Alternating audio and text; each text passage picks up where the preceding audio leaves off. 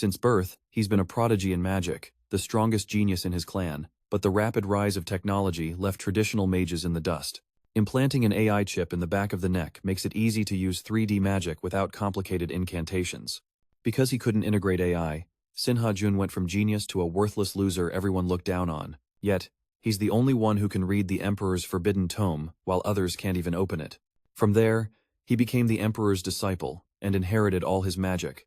AI magic is already OP, casting spells without chance, but his magic is next level, able to freely change forms, whether flying like a bird or swimming like a fish. In 3 days, Ha Jun has a midterm skill evaluation. The teacher announced it's a knockout tournament, those who fail get expelled. Right after class, a silver-haired old man and his grandson came to pick a fight with Ha Jun.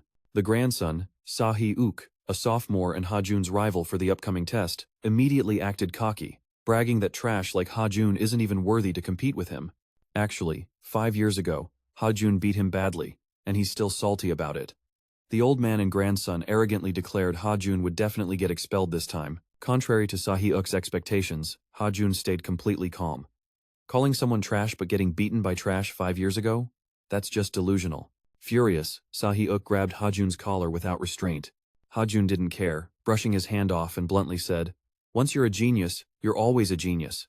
Guys like you, you're just born in the same era as me." After schooling Sahi-uk, Ha Jun turned and walked away. The next day, news of Sin Ha Jun's comeback flooded online headlines. Ha Jun knew Sahi-uk paid someone to hype him up just to knock him down later. But little did he know, the more eyes on Ha Jun, the more it worked in his favor. On midterm day, the stands were packed. Sahi-uk stepped onto the arena with a sneer, admitting he hired someone to write the article, wanting Ha Jun to never rise again. Ha Jun didn't even react, he saw Sahi-uk as a nobody. Sahi-uk's patience snapped at the taunts. Ha Jun pointed at him, declaring he'd take him down with the first spell round. The crowd buzzed at this clutch claim, making Sahi-uk even more flustered and angry. Sweat beaded on his forehead as he stammered, "You lowlife dare disrespect me?" He bit his nails, eyebrows furrowed in rage. He smoothly dodged aside, already guessing Ha Jun's next move. Third spell round, bombardment. Suddenly, the chip on Sahi-uk's neck sparked with tiny electric flashes. He shouted the spell's name. Bombardment. He smoothly dodged aside, already guessing Ha Jun's next move. Third spell round, bombardment. Suddenly, the chip on Sahi-uk's neck sparked with tiny electric flashes. He shouted the spell's name, bombardment. 3 fireballs shot out next. Ha Jun focused, droplets forming on his fingertips as he whispered, "Water." Instantly, he summoned a water stream, creating a solid shield in front of him. Seeing his attacks easily blocked, Sahi-uk paled in shock. "My special magic, bombardment, blocked that easily?" Meanwhile, Ha Jun smiled lightly, eyes fixed on the flowing water shield. Outside the arena, a man watched intently from above, murmuring, "Interesting." Observing from a glass room upstairs, he added, "Even first-round magic, but the casting speed is impressive." The female secretary beside him looked puzzled, asking why he changed plans at Lam Tower just to watch this student's match. "Do you know anything about Ha Jun's magic?" The man, with light brown hair and eyes, dressed sharply in a suit, clearly tech-savvy, simply replied, "No." He explained without taking his eyes off Ha Jun. "I just read an article about the prodigy's return. I was curious, so I came." The secretary looked confused. "So it's just a coincidence?" The man smiled amusedly. It was Kim Kang Hee-hun, owner of Lam Tower and a powerful 8-spell mage. Kang Hee-hun laughed confidently. "Haha, I know exactly what's up. That's why I'm using the VIP room." Suddenly, another figure appeared behind them. Kang Hee-hun, with his usual calm, immediately turned around. He joyfully spread his arms and greeted, "Oh, bro, you're here too?" In the arena, as the dust from Sahi-uk's attack slowly cleared, Ha-hun let out a soft sigh of relief. Sahi-uk stood there biting his nails in a chaotic state, unable to believe his eyes. "What's happening? He blocked my triple-round mana bombardment with just a single round of water magic?" The image of my fireballs hitting the water shield and instantly turning into steam and tiny raindrops left Sahi-uk even more confused. Ha-hun smiled smugly. "So, curious about my casting speed?" Sahi-uk immediately brushed it off, silent but still hellbent on revenge. He shouted, "Die!" and raised his hand to attack again. As he swung, 3 even stronger fire volleys shot out, causing a bigger explosion than before. Sahi-uk breathed easy, thinking he'd taken out his opponent. He sneered, "Idiot. I knew from the start that you only had 1 round of mana. Pathetic." But when the smoke cleared, Ha-hun was still standing there, unscathed, even raising his hand to taunt. Sahi-uk nearly lost it, screaming in rage, "Trash! Where do you think you're going?" Instead of replying, Ha Jun launched his first attack, a sharp, feather-light mana dart flying past Sahyuk's body. He barely dodged but lost his balance. What the hell? Sahyuk eyed Ha Jun suspiciously. Did he just shrug off a wind injury? Ha Jun casually brushed dust off his shoulder, making Sahyuk even more baffled. My attack didn't even faze him? How is that possible? Sahyuk stared at his palm, helplessness rising. He shouted, "Ha, for real? You can beat me with just first-round mana?" Ha Jun chuckled confidently. "Yeah, obviously." Immediately, Ha Jun summoned another mana dart and hurled it straight at Sahyuk. When the dart slammed into Sahyuk's shield, he thought he was done for, but the shield held strong. Sahyuk quickly regained composure, filled with frustration. "What the hell are you doing? Don't get cocky just because you cast faster than me." But then the dart suddenly changed direction, looping behind and embedding deep into the arena floor. A piece of Sahyuk's sleeve was torn by the sharp air from the dart. Panic-stricken, Sahyuk's face went pale as he stammered, "Ha Jun, you?" He wondered in horror. When did he get hit from behind? Meanwhile, Ha Jun raised a finger, ready to summon another dart. Sahyuk screamed desperately, "You bastard, what the hell are you doing?" Meanwhile, Kim Kang-hyun and his secretary watched tensely, both focused intently on the final outcome. Ha Jun glanced at his opponent's panic, grinning triumphantly. "What, still don't get it? Want me to show you again?" He smiled confidently and quickly unleashed a new skill from his fingertips, a concentrated gust of mana forming into a small bird. The bird flew gracefully and vividly towards Sahyuk at lightning speed. Sahyuk was shocked, thinking, "What? Is that really a wind injury? Wind injury doesn't have dual shot attributes, right?" Ha Jun laughed. "Exactly, it shouldn't." Then he summoned more windbirds. "But I can do that. Try blocking this," he said, sending 4 windbirds at once. Sahyuk hurriedly raised his shield. The 4 birds struck the shield and vanished. Sahyuk thought, "Even if it's just first-round magic, as long as I can block it, it's fine." But things didn't go as planned. Another windbird suddenly attacked from behind. Sahyuk painfully realized a wind injury was following an attack trajectory. Ha Jun smirked, "Not bad thinking, but are you sure you want to just stand there?" Then he quickly summoned more windbirds. The duel was just getting started. He controlled them to fly around, keeping pressure on his opponent. Sahyuk found himself in trouble again, cursing, "Damn it, this bastard." He thought of escaping, just get out of the wind injury's range and create distance. Magic power and range have limits, he reasoned. If I'm far enough, those annoying, unpredictable attacks can't reach me. Ha Jun chuckled. Not a bad call. Then he quickly clasped his hands together. Instantly, the windbirds gained extra power and shot out like arrows. Sahyuk couldn't react in time. What? The birds were lightning fast, swarming right in front of him, making him scream in shock. In the stands, Kang-hyun watched the duel intently, muttering in awe. He turned to the person beside him, amazed. Not only did he cast timely magic, but his techniques also transformed and merged mid-air. What kind of magic is this? The middle-aged man standing next to Kang-hyun looked familiar. Kang-hyun spoke up. Master Kim Kang-hyun. That was Ha Jun's father, the head of the Kim clan, a powerful mage with an 8th circle technique. The secretary nearby immediately responded to Kang-hyun. Yes, as usual. Ha Jun's magic seemed to break all the usual rules of faint source magic. She continued explaining. Like the reverse attack spell, maximum range is only 37.44 meters, top speed 117 kilometers per hour, and the trajectory can only be adjusted once. If the target is over 30 meters away, the spell can't reach. Once the trajectory changes, it can't be changed again. In other words, faint source magic only works within predefined range and effects. So, modern magic duels are like mind games, where each side tries to predict the opponent's move based on known spells, like straight lines or 30-degree curved trajectories. Flexible reactions, like gaming skills, are key to winning. But the anchor arrow style magic completely shatters the rigid rules of current faint source magic. Ha Jun, sometimes even something seemingly simple can end everything. Ha Jun's eyes widened in panic. What do you mean? Ha Jun smiled lightly. This is water magic, first circle. He continued. Magic's the same, no need to use ultimate spells to finish a fight.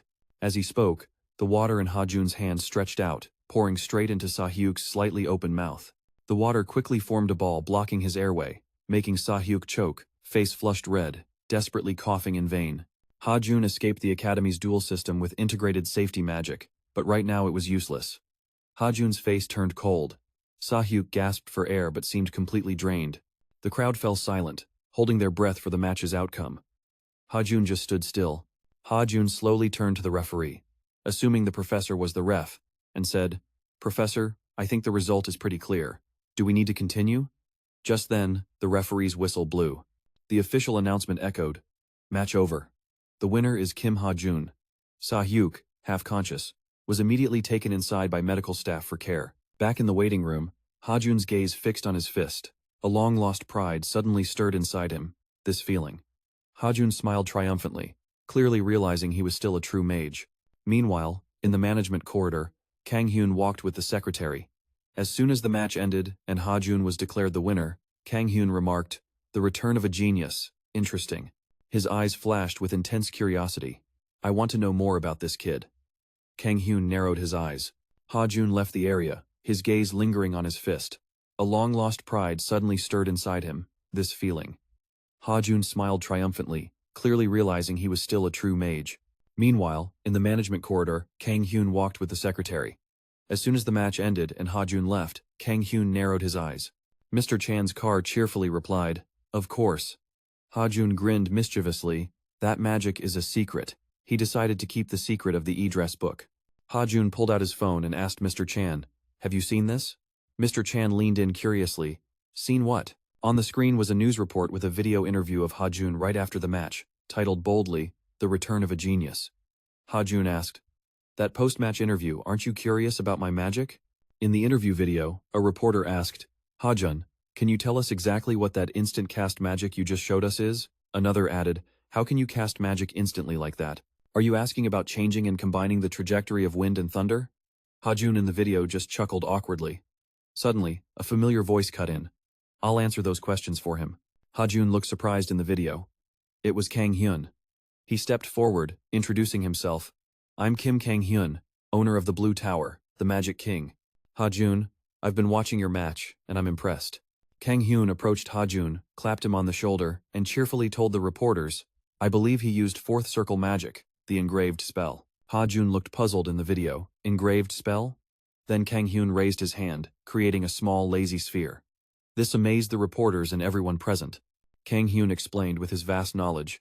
"It's a spell that lets the user prepare formulas in advance, and store them to cast instantly when needed. As long as it's engraved, instantly casting spells is totally doable. So why isn't such a useful technique widely used?" He answered himself. "Engraving has its major drawbacks. It can only hold spells at least 3 tiers lower than the user's current level. So, the reporters immediately raised their cameras, snapping non-stop. They quickly realized this was hot news. Reaching the 4th magic tier at such a young age rivals the records of Tower Masters. And since the Blue Tower Master confirmed it, there's no doubt. During the current conversation, Mr. Chan's gaze turned to Ha Jun with curiosity. "Ha Jun, so you really became a 4th tier mage? But never mind that." He continued asking about the video they just watched. "How do you explain your magic breaking the rules of open source magic?" Ha Jun nodded. "Yeah, that's the issue." He explained to Mr. Chan, "I took the chance to show off." In the video, Ha Jun confidently said, "Let me explain. Breaking the limits of open source magic is actually simple." He continued, "I improved the basic magic formula." This left Kang Hyun in the video stunned. He muttered, "No way. Improving the magic formula? Impossible." Kang Hyun thought, "That's as tough as adding flying ability to a car, not easy at all." He kept pondering. If he's not incompatible with AI, who knows how far he'll go. In the video, Ha Jun summoned a stunning blue butterfly from his magic, naming the skill times transformation asterisk. Immediately, a swarm of similar butterflies appeared, fluttering around the reporters. Ha Jun declared, "From now on, I'll call this altered magic times transformed magic asterisk." Kang Hyun's eyes widened watching the perfect butterflies fluttering, emotions surging inside. This is a revolution. From today on, the whole magic community will have to move. Ending the flashback video, Mr. Chan frowned. Skeptical. "Transformed magic, huh? Sounds hard to believe. Should I trust this?" Ha Jun confidently replied, "Yeah, just trust me." Mr. Chan placed a hand on Ha Jun's shoulder. "All right, I'll trust you. Anyway, congrats on your first win. I'm heading back to the dorm," Ha Jun asked in surprise. "Already leaving?" "Yeah," Mr. Chan laughed and turned away. "I need to reset my mindset a bit. Tomorrow, I'll face a pretty tough opponent." Ha Jun tilted his head, curious. A tough opponent? The next day at Oberon Stadium, the atmosphere was still tense and lively. The stands were packed, everyone eager to watch the match unfold. On the field, Mr. Chan stood ready but clearly facing a serious challenge. His opponent, a girl with shiny blonde hair, stood firm and confident. She was Adela Starrat, a prodigy from two prestigious families, the Starrats in France and the Korean mystic clan. Ha Jun sat in the stands, watching intently, thinking, so the tough opponent Mr. Chan mentioned is her. Adela didn't hesitate. She unleashed the times Moonlight Calamity times spell. Her magic, a blend of light and darkness, created a brilliant energy beam aimed straight at Mr. Chan. He quickly activated his defense ring, but Adela's power was overwhelming. His shield broke fast, and the final blow knocked Mr. Chan down to the arena floor. The referee blew the whistle to end the match, announcing, "Winner, Adela Starrat." Adela calmly untied her hairband, her gaze sweeping the stands and stopping at Ha Jun's spot. He felt a bit flustered. Was she looking at him? Inside, Ha Jun analyzed Adela's skills. Her magic was unique, mixing light and darkness to create energy that could illuminate the night. This had to be a secret technique of the Mystic Clan. This magic wasn't registered in the open-source magic database, no data on range, power, or traits. He thought, facing her will definitely be tough. After the match, Mr. Chan kept complaining about conceding a goal. Damn it. Ha Jun approached, handed him a water bottle, and patted his shoulder encouragingly. You did great. Here, drink up. But Mr. Chan kept grumbling. Running into Adela was just bad luck. Just then, a woman appeared behind them. Mr. Chan whispered to Ha Jun, "Did you win your second match?" Ha Jun smiled. Of course. Mr. Chan was about to ask about his next opponent when Adela suddenly cut in. That last match was amazing, an excellent fight. Turns out she had been standing behind them unnoticed. Mr. Chan, pleased by the compliment, instantly brightened. Oh, thank you. I learned a lot from you. Meanwhile, Adela kept her eyes on Ha Jun, making him feel puzzled. She asked straight up, Yo Ha Jun, you're back as a mage now? Then she looked him dead in the eye and laid it out. The reason I joined this academy is hoping you'll help me remember it. Ha Jun thought about the connection between the Sin clan and Adela. Adela's Mystic clan and his Sin clan had known each other even before they enrolled at Oberon Academy. The two clans had a good relationship, so Adela and he had met at many events. If there was one word to describe their relationship, it was rivals. Adela even dropped out of school in France to enter Oberon with the sole goal of surpassing him. But ever since he was labeled incompatible with Mana, they hadn't spoken. Being branded incompatible was a huge turning point in his life, and a shock to Adela, who lost her main rival to push herself forward. Ha Jun smiled and said to Adela, Adela, I'm not scared of being your target. She replied confidently, We'll see about that when we face off in the arena. Mr. Trang's driver standing nearby nervously asked, Hey Ha Jun, are you sure you're ready? Ha Jun was surprised. Huh? Ready for what? The driver went pale. You seriously don't know? Your next opponent is Adela Starrat. This news shocked Ha Jun. What? For real? That whole night, Ha Jun spent a lot of time thinking. The next day at Oberon's arena, Adela stood ready in a fighting stance. But her opponent, Ha Jun, didn't show up. The crowd immediately buzzed. Where's Ha Jun? Did he chicken out and run? Haha. All just fake stats. In interviews, he bragged about his transformed magic, but it was all talk, right? He probably realized he couldn't beat Adela and backed out early. The referee in the center of the arena swallowed nervously. Then he slowly announced, Time's up. By the rules, Adela Starrat automatically wins. Suddenly from the waiting hall, Ha Jun rushed out, shouting, Hold on. He forced a smile. Sorry for being late. The referee looked pissed. Ha Jun, why are you just showing up now? He pointed to Ha Jun's spot in the arena. No, I'll hear your explanation later. I won't give you time to recover. Consider this a penalty for being late. Get in position. Ha Jun stepped opposite Adela, rubbing his hands lightly. Adela clasped her hands into a triangle symbol in front of her chest, curiously asking, Mind telling me why you're late? Ha Jun chuckled softly. Nothing important, just some prep. Then he immediately cast a magic circle under his feet. Adela muttered, Prep. Huh. He continued, You're pretty strong, Adela, so I had to prepare well to beat you. This is going to be an interesting fight. Adela was skeptical. You prepped in one day? She gradually noticed the difference in the power radiating from him. She thought, I can feel it. Ha Jun now is totally different from yesterday. Will I finally see his true power? Ha Jun confidently warned. Let me say this first. You'll have to go all out from the start to fight me. The referee wasted no time. Big Lake, match start. As the bell rang, Adela didn't hesitate, raised her hand and immediately cast a fireball. She shaped her hand like a gun barrel, aiming straight at Ha Jun. The bell echoed the skill name, Asterisk, 6-barrel firepower asterisk. In a flash, fierce fire energy shot from her fingertips, launching 3 fireballs at her opponent.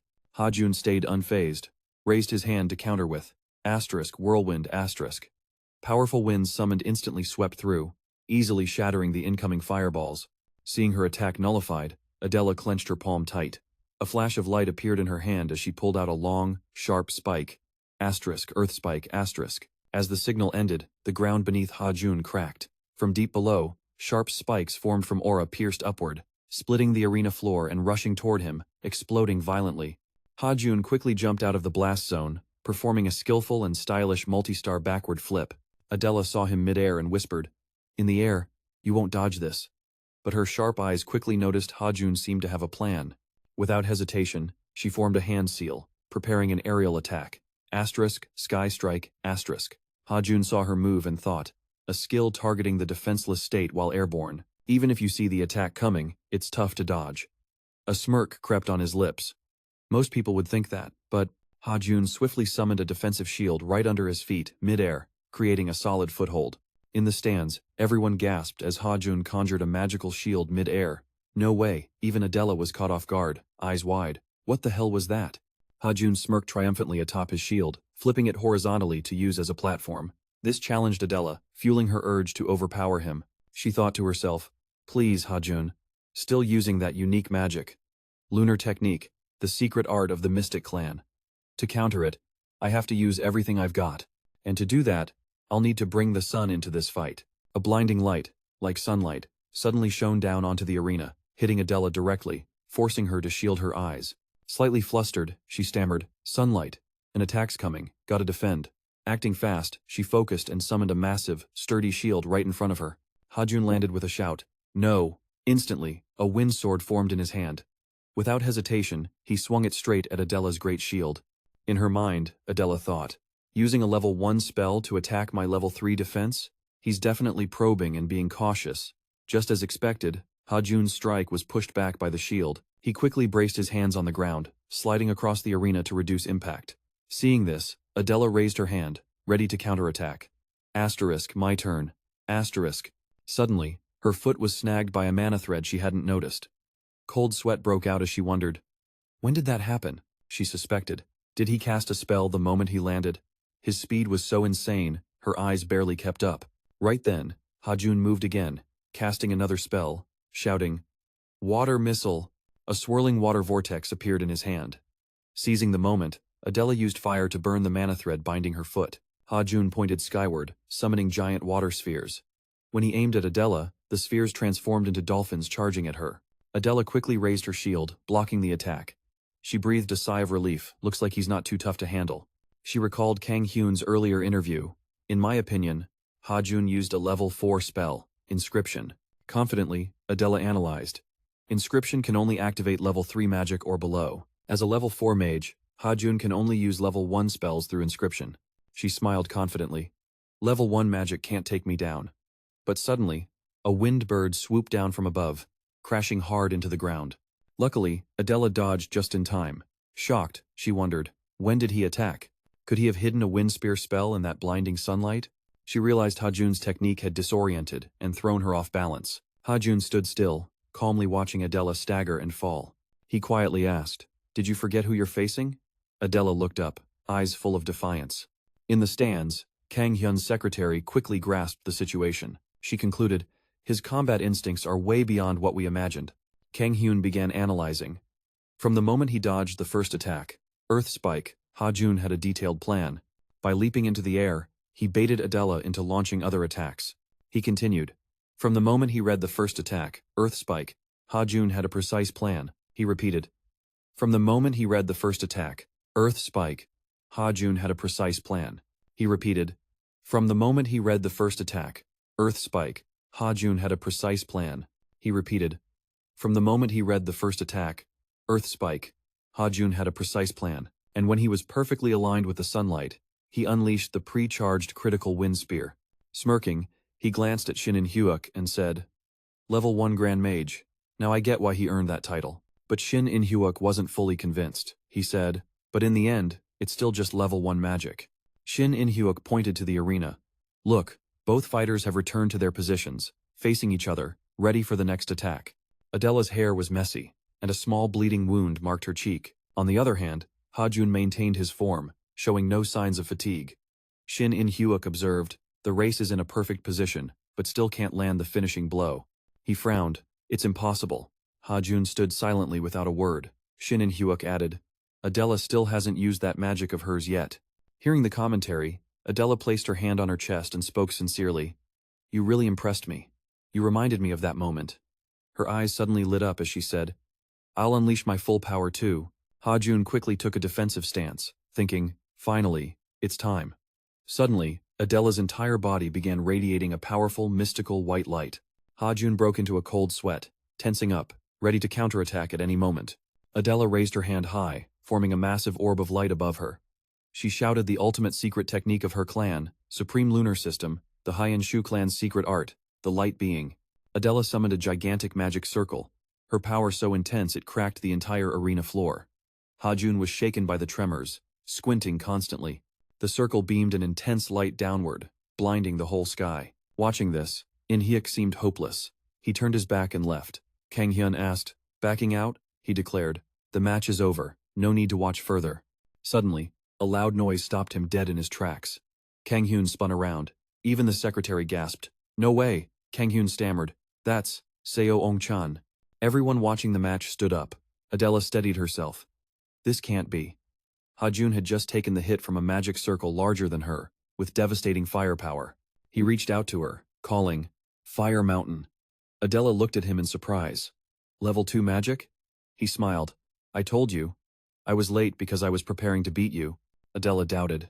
The recording limit only goes up to level 1 magic.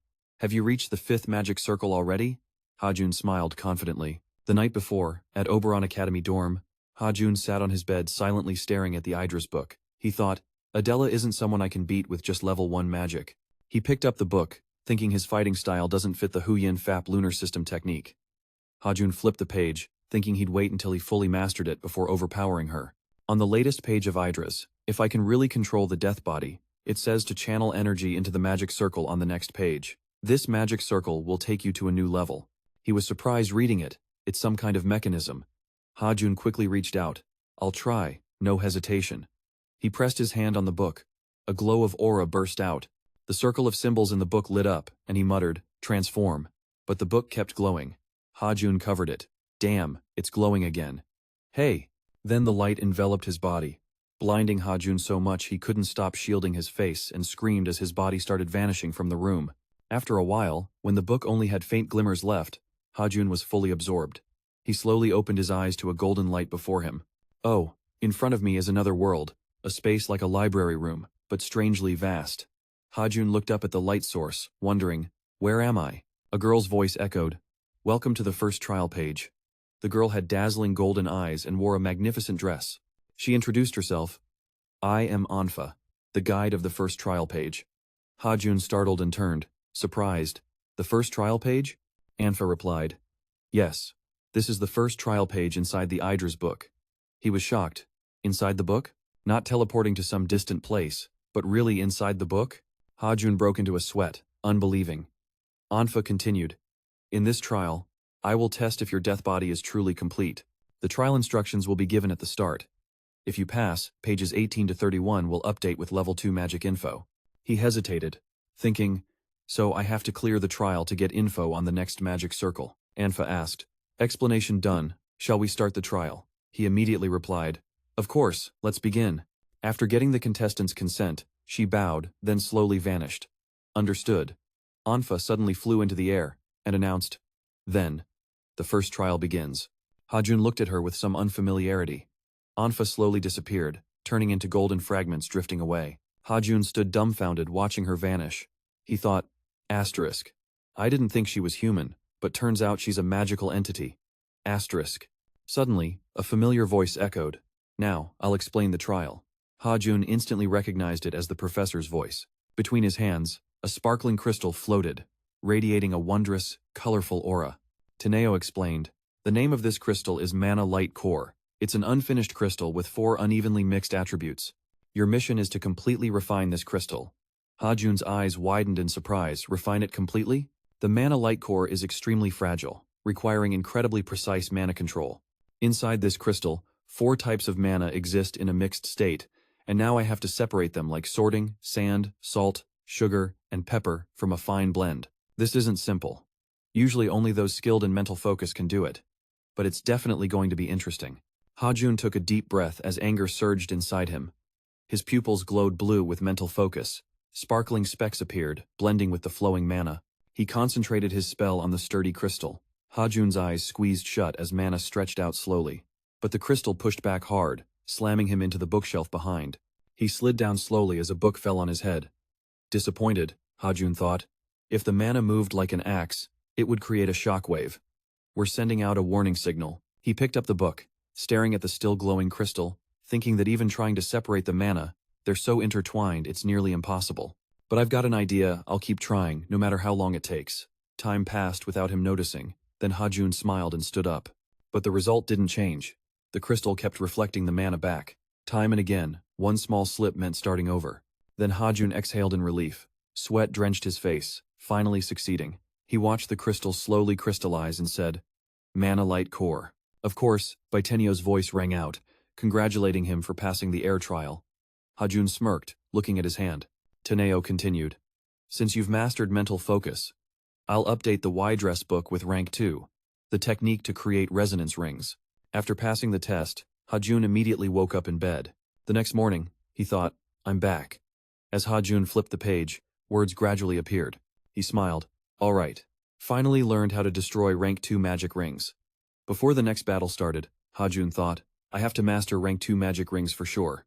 Back at the academy arena, Adela unleashed a powerful maximum magic ring. Ha Jun immediately raised his arm to block, the ground beneath him caving from the intense energy blast from above. Adela pointed at him, and the magic circle fired a powerful beam straight at Ha Jun's position. Mr. Chan watched anxiously, grimacing. "Damn it, Ha Jun's going to lose." Adela spun confidently, flicking her hair. "The match is over." She glanced back at Ha Jun in the fading light, surprised he got so strong in such a short time. "Ha Jun, who exactly are you?" "But it's over, the genius I admired is gone." Suddenly, a loud noise came from behind Adela, startling her. She quickly turned. "Huh? What was that?" At that moment, Ha Jun's eyes snapped open, pupils blazing red as he nearly shouted, "Rank 2 ring, resonance activation."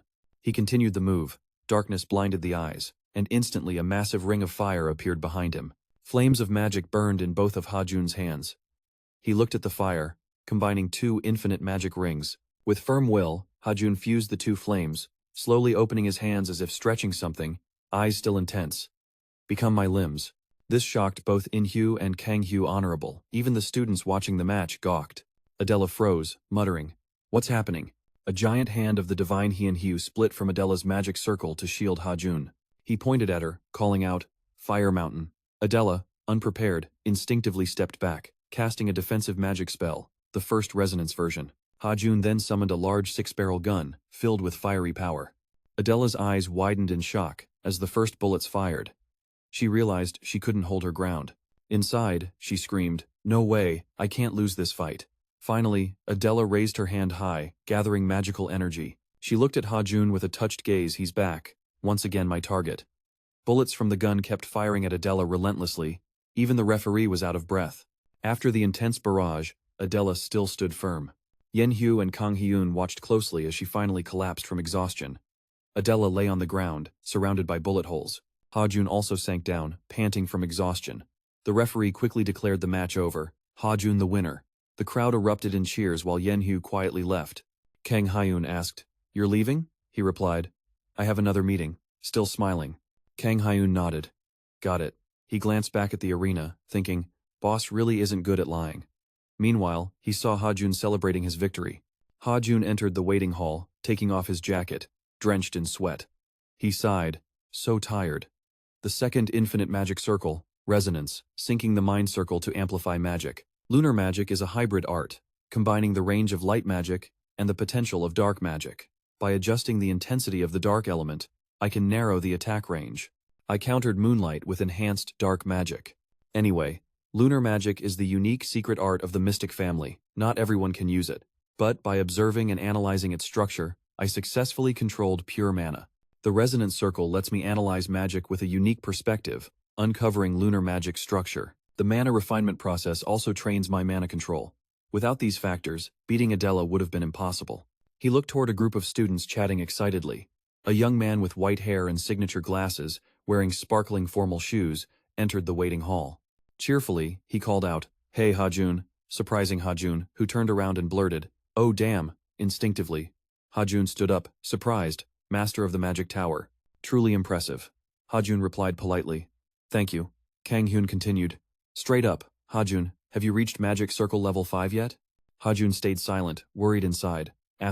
Thinking back, I only used level 2 magic in the fight. The Blue Tower Master must think I used engraving magic. If I used level 2, then level 3 and above mages would assume I'm level 5. Ha Jun chuckled. "No, I haven't reached level 5 yet." So Ha Jun, the tough question with high expectations made him more confused. "If I said it's a visual technique, you wouldn't believe me, right?" Kang Hyun asked again. "If it's a visual technique, it's the magic transformation you mentioned in the interview, right?" Ha Jun confirmed. "Exactly, magic transformation." In his mind, he calculated, "Better keep it that way. Reaching level 5 at 18 is unbelievable. This would cause a world uproar. If I used level 3 magic, it'd definitely cause trouble. I have to keep this secret for now." Ha Jun asked again. "Visual technique is amazing, but what about level 2 magic?" His eyes turned serious. Ha Jun hugged himself. "Answer, I improved engraving magic." This surprised Kang Hyun, improved engraving magic. Suddenly Kang Hyun jumped up, approached Ha Jun. "Haha, that's the only way." He patted Ha Jun's shoulder, praising, "Really awesome. Didn't expect you to fix engraving's weakness too." Ha Jun awkwardly replied, "Thanks." Ha Jun looked closer, and noticed Kang Hyun's eyes were red. His eyes glowed with a mysterious red, dangerous and controlling, making Ha Jun sweat nervously. The room's tension rose with just the two facing each other. Kang Hyun slowly curled his lips, repeating with red eyes, "Definitely." Then he released Ha Jun's shoulder, chuckling softly, "No trace of level 5 mage mana, now I'm sure." Ha Jun said, "You still haven't reached level 5. Kang Hyun squinted and continued, "Now, I'll excuse myself. I'll explain everything to the press. The Crimson Magic Eye." Ha Jun quickly stood, confirming the truth. As Kang Hyun left, Ha Jun bowed respectfully to say goodbye. He breathed a sigh of relief, running his hand through his hair. "Ah, thanks. Be careful on your way home." The Crimson Magic Eye of Kim Kang Hyun, Blue Tower Master, can see through mana's essence, considered the strongest clairvoyant magic eye in the world. The more he thought, the more he sweated he escaped detection only because the Tower Master didn't notice. Biennial magic is his biggest secret, too risky to reveal. The next day, echoes from the arena rang out. The match ended. The winner, Ha Jun, defeated his next opponent. Ha Jun glanced at the opponent's name one last time before entering the waiting hall.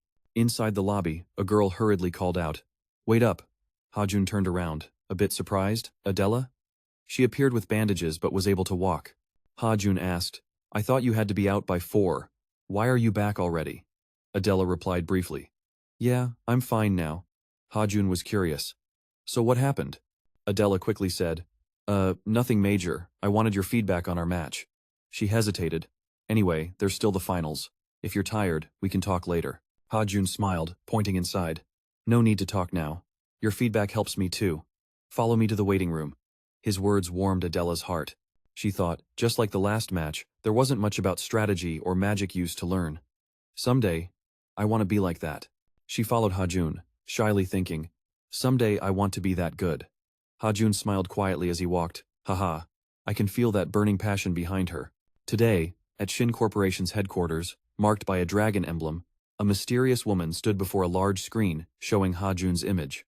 With a disdainful glare, she muttered, "Sorry Ha Jun, I thought it was over." The spacious room with luxurious decor had a man standing silently behind her. The young miss of the Shin family turned to the man, annoyed. "Hey, are you just going to let Ha Jun slide?" The man, Shin Ji-han, replied calmly, "What else can we do?" ZA couldn't hide her worry. What if they send Ha Jun home? Remember what happened a year ago? You know better than anyone. Do we have to endure that again? Ji-han bluntly said, "Don't worry, ZA. A year ago, that kid might have been a genius.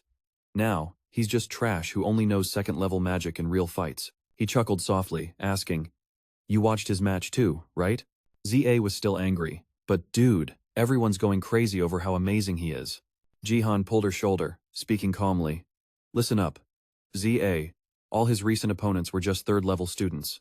Against a fourth-level mage, he gets crushed easily. Ha Jun has a fatal flaw: he's not compatible with second-level magic. He just uses tricks and low-level arts to compensate. In the end, Ha Jun is still far behind a normal fourth-level mage. His skills are too weak. ZA stammered. Is that true? I think so. No matter how hard he tries, he'll always be left behind. If it's not compatible, it never will be. She bit her nails, worried. What if he threatens the next family head's position? Jihan looked at her, cold aura filling the room. He shattered a cup with his aura, coffee droplets dripping onto the floor. We can handle that later. It won't be too late, he said decisively. Back at the arena on a cool afternoon, Sin Ha Jun proved his outstanding talent.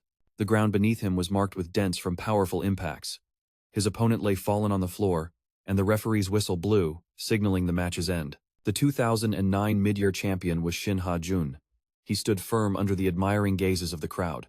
The students in the stands all stood up, cheering. The genius is back. Amazing.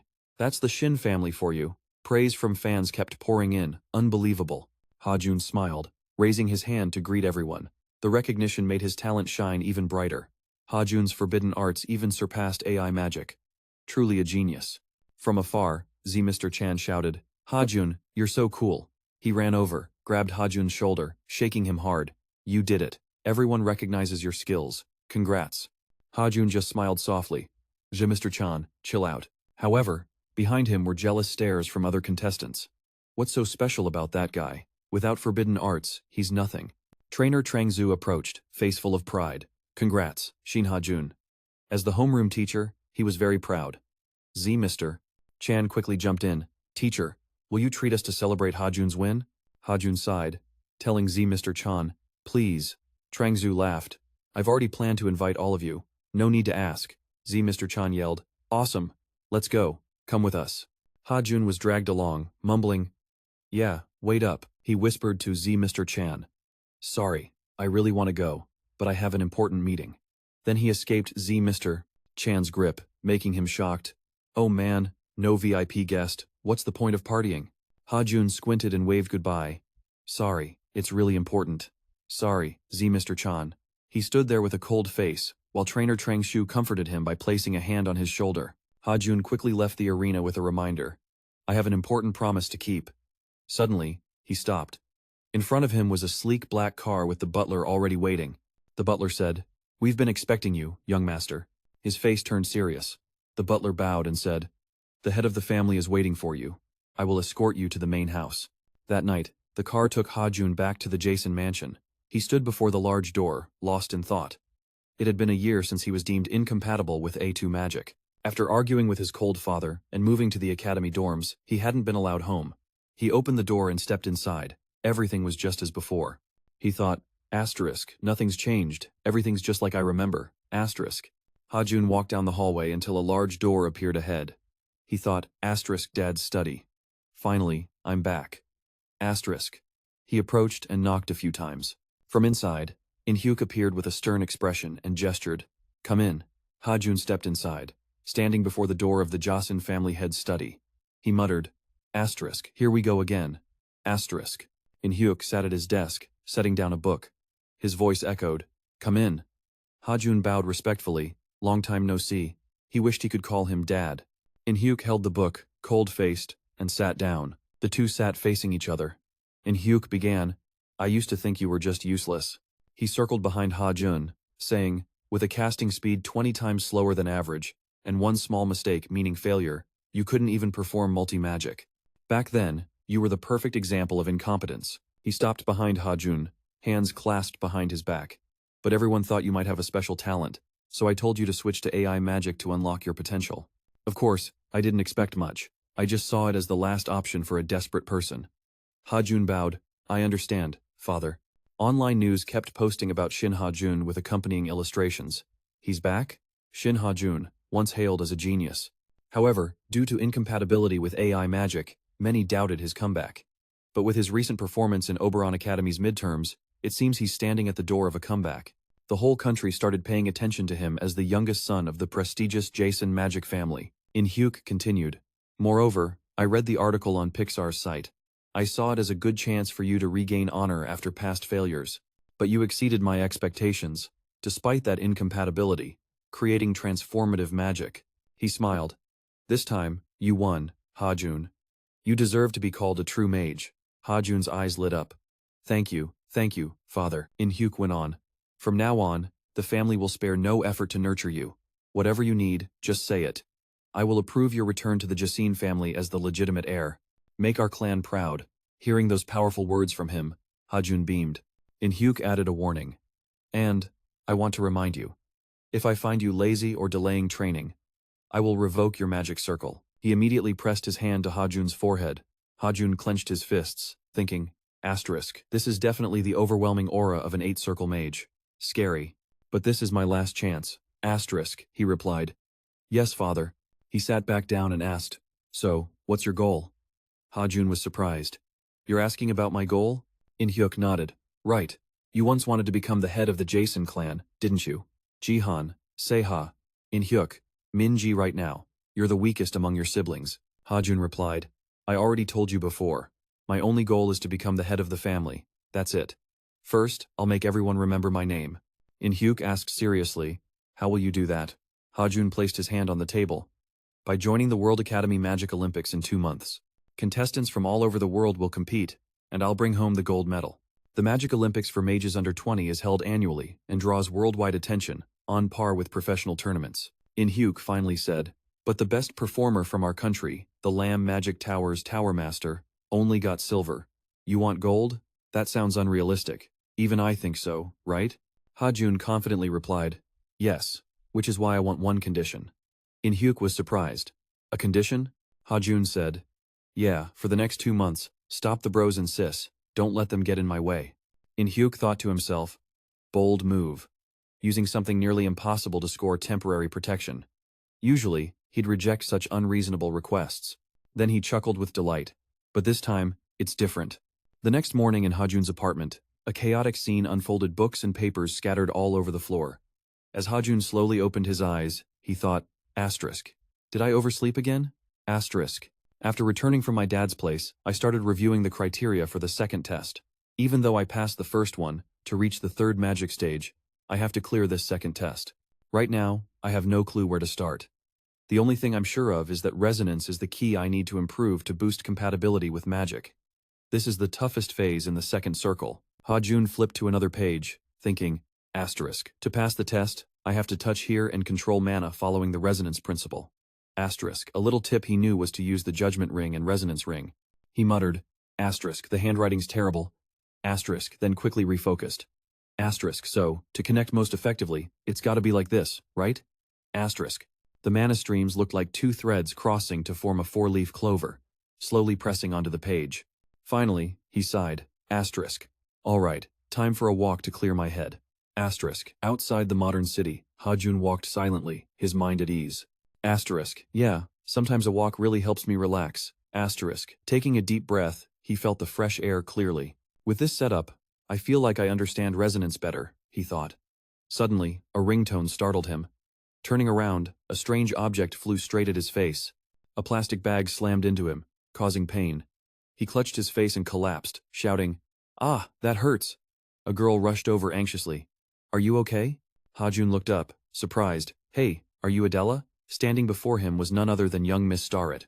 They continued walking together, Ha Jun curious. But why did that plastic bag fly at me? Adela awkwardly explained. Well, I was happily spinning it because I was about to drink banana milk, and it just flew away. She looked guilty, realizing she'd accidentally tossed the bag his way by coincidence. Ha Jun awkwardly said, ah, got it. Adela kept apologizing. I'm sorry. He smiled, reassuring. It's fine, lots of people do that. I get to drink banana milk too, but you only drink that? Adela opened her shopping bag, filled with banana milk cartons. She said, of course, it's the best drink humans ever made.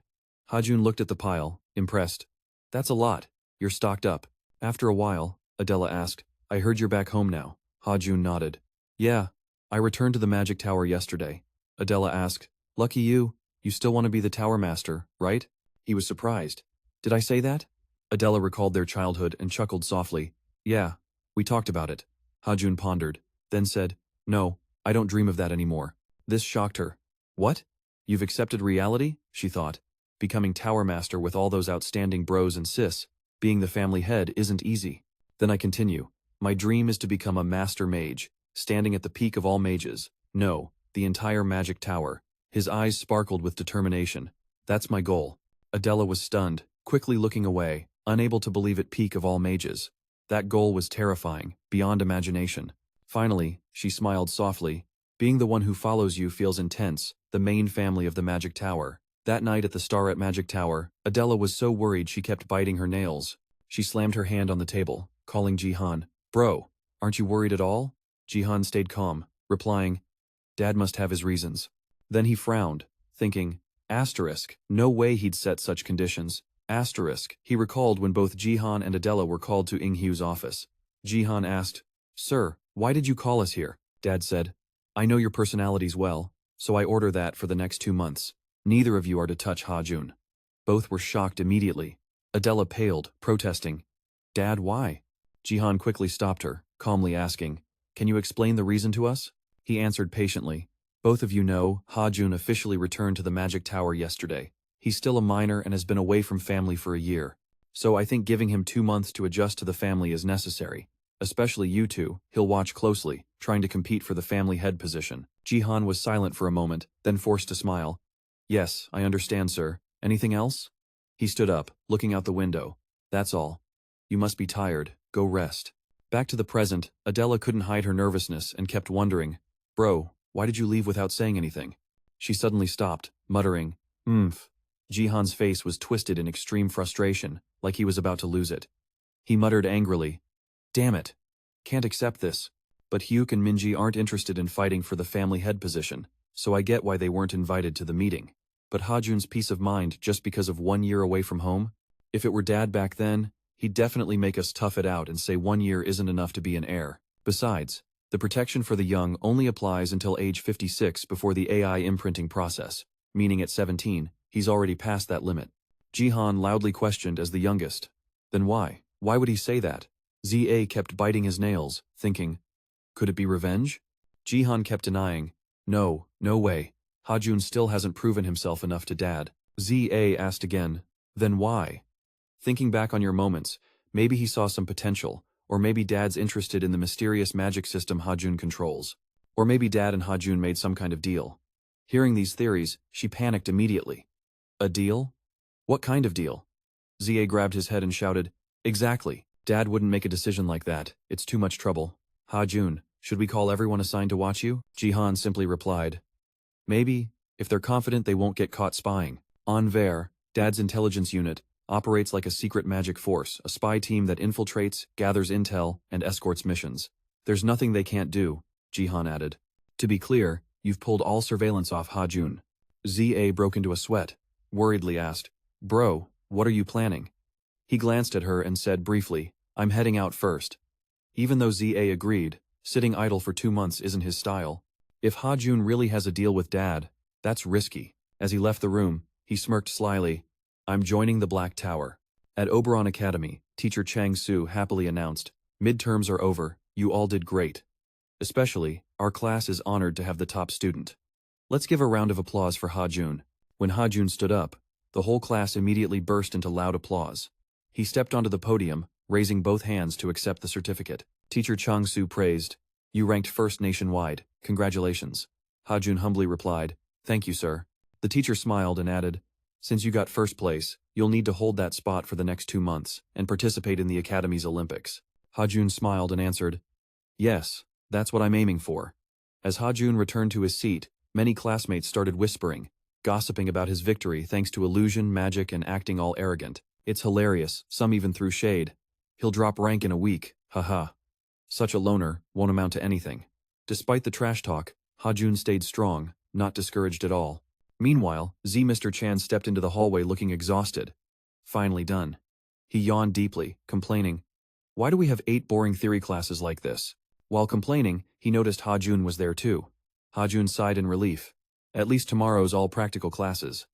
Mr. Chan stammered. But still. Ha Jun lightly punched his back. See? Told you to exercise. Just one light punch. Mr. Chan collapsed, making Ha Jun say, weakling, are you really a mage?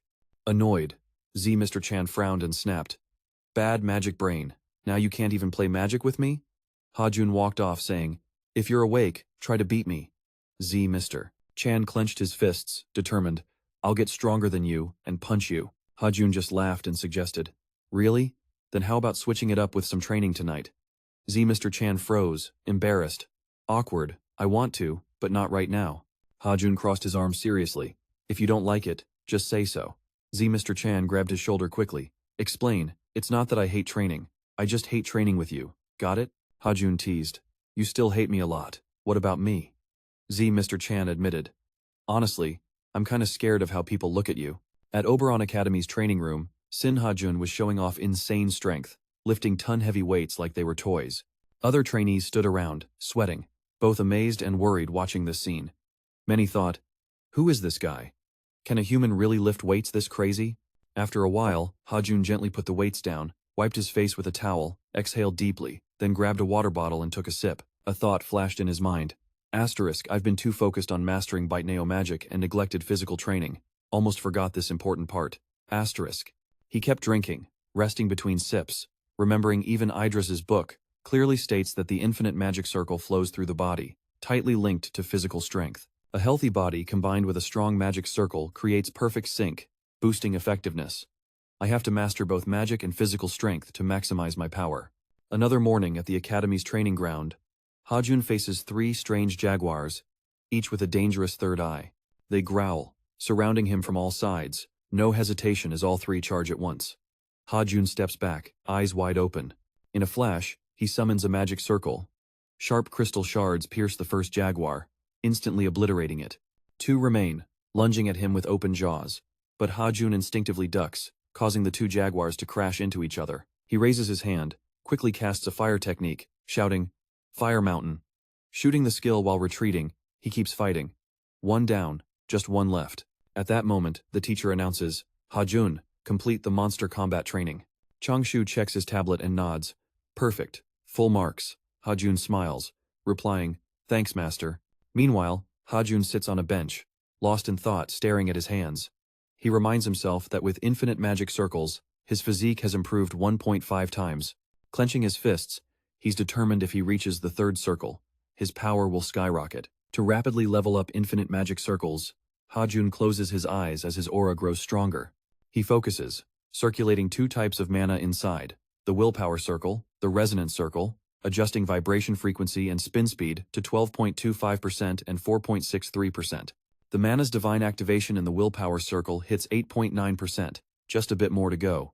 The 2 magic circles gradually align, nearing perfection. After a while, Ha Jun tilts his head back, sighing in exhaustion.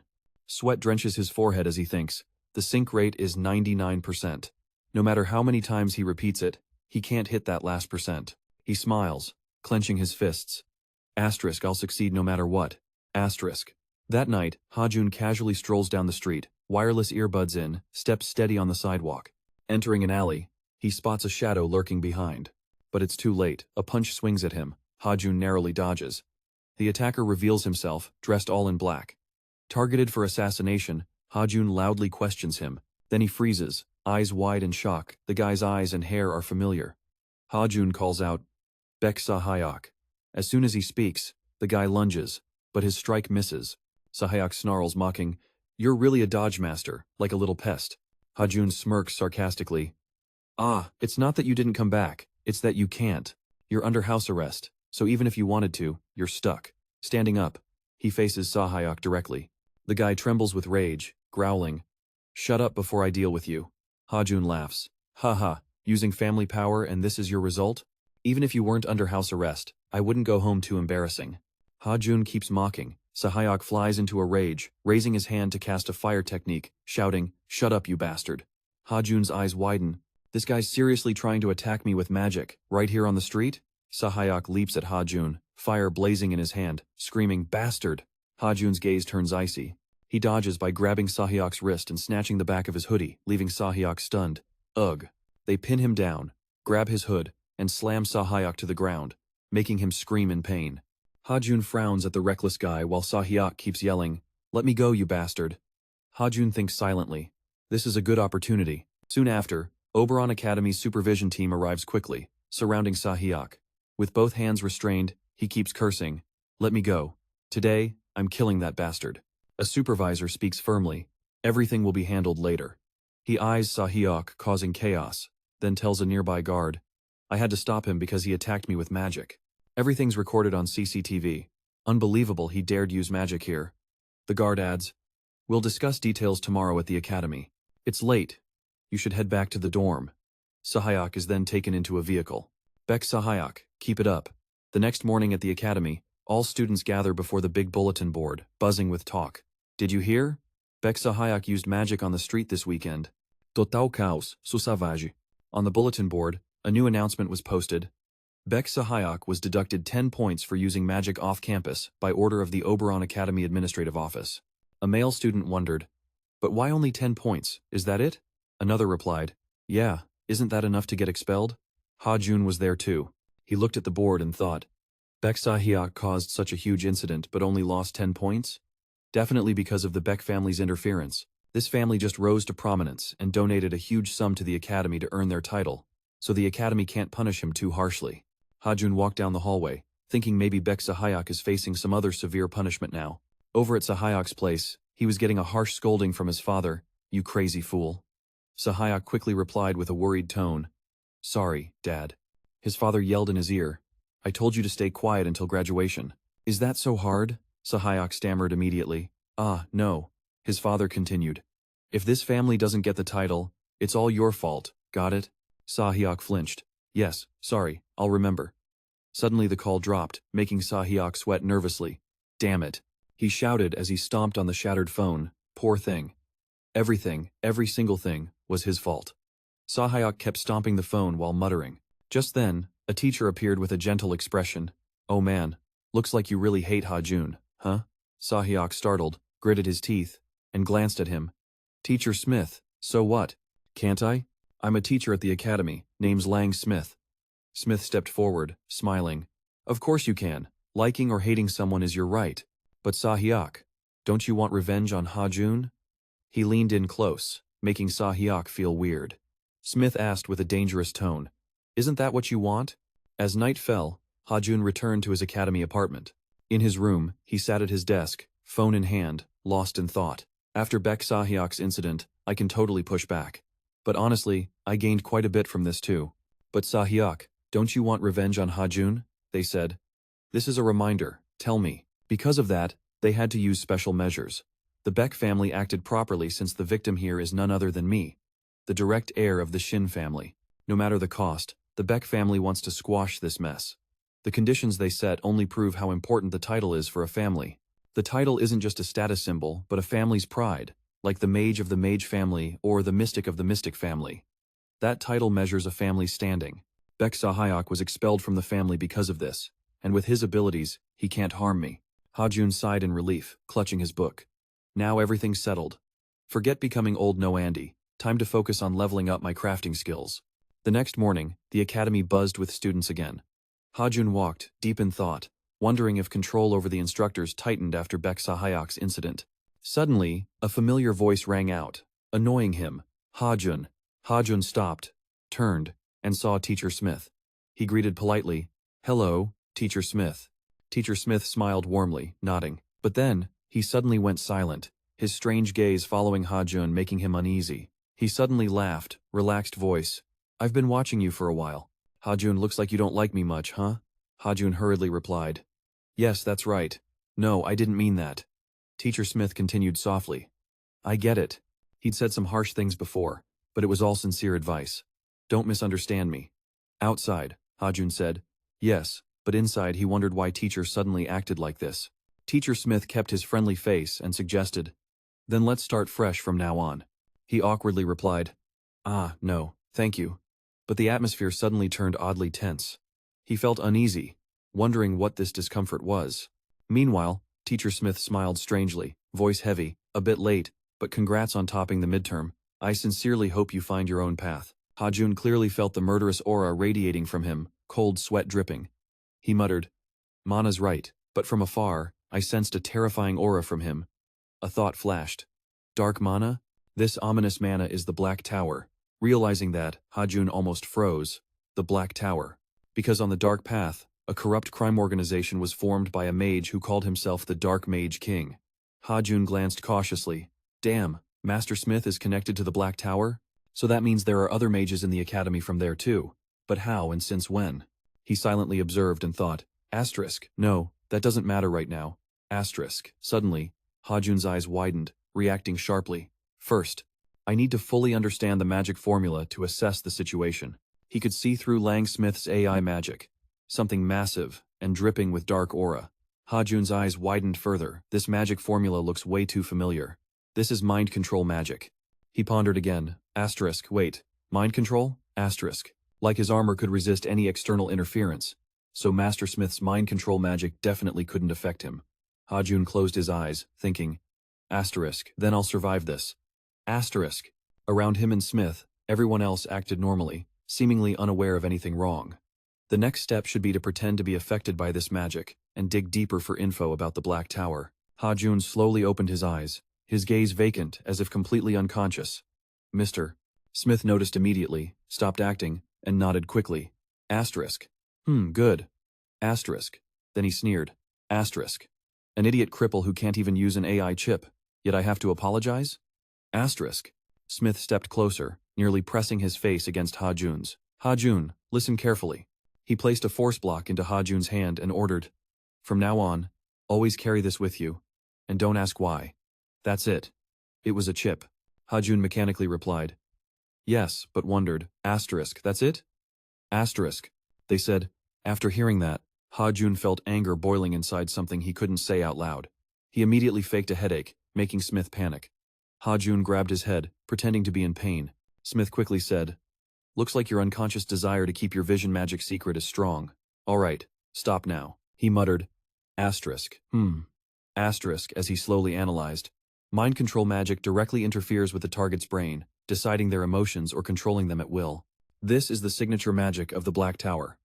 If a high-level mage uses it, the victim's mind could even collapse, turning it into an extremely dangerous forbidden spell. So resisting it might shatter their mind. Seeing how easily he gave up, it seemed shapeshifting magic wasn't Smith's real target.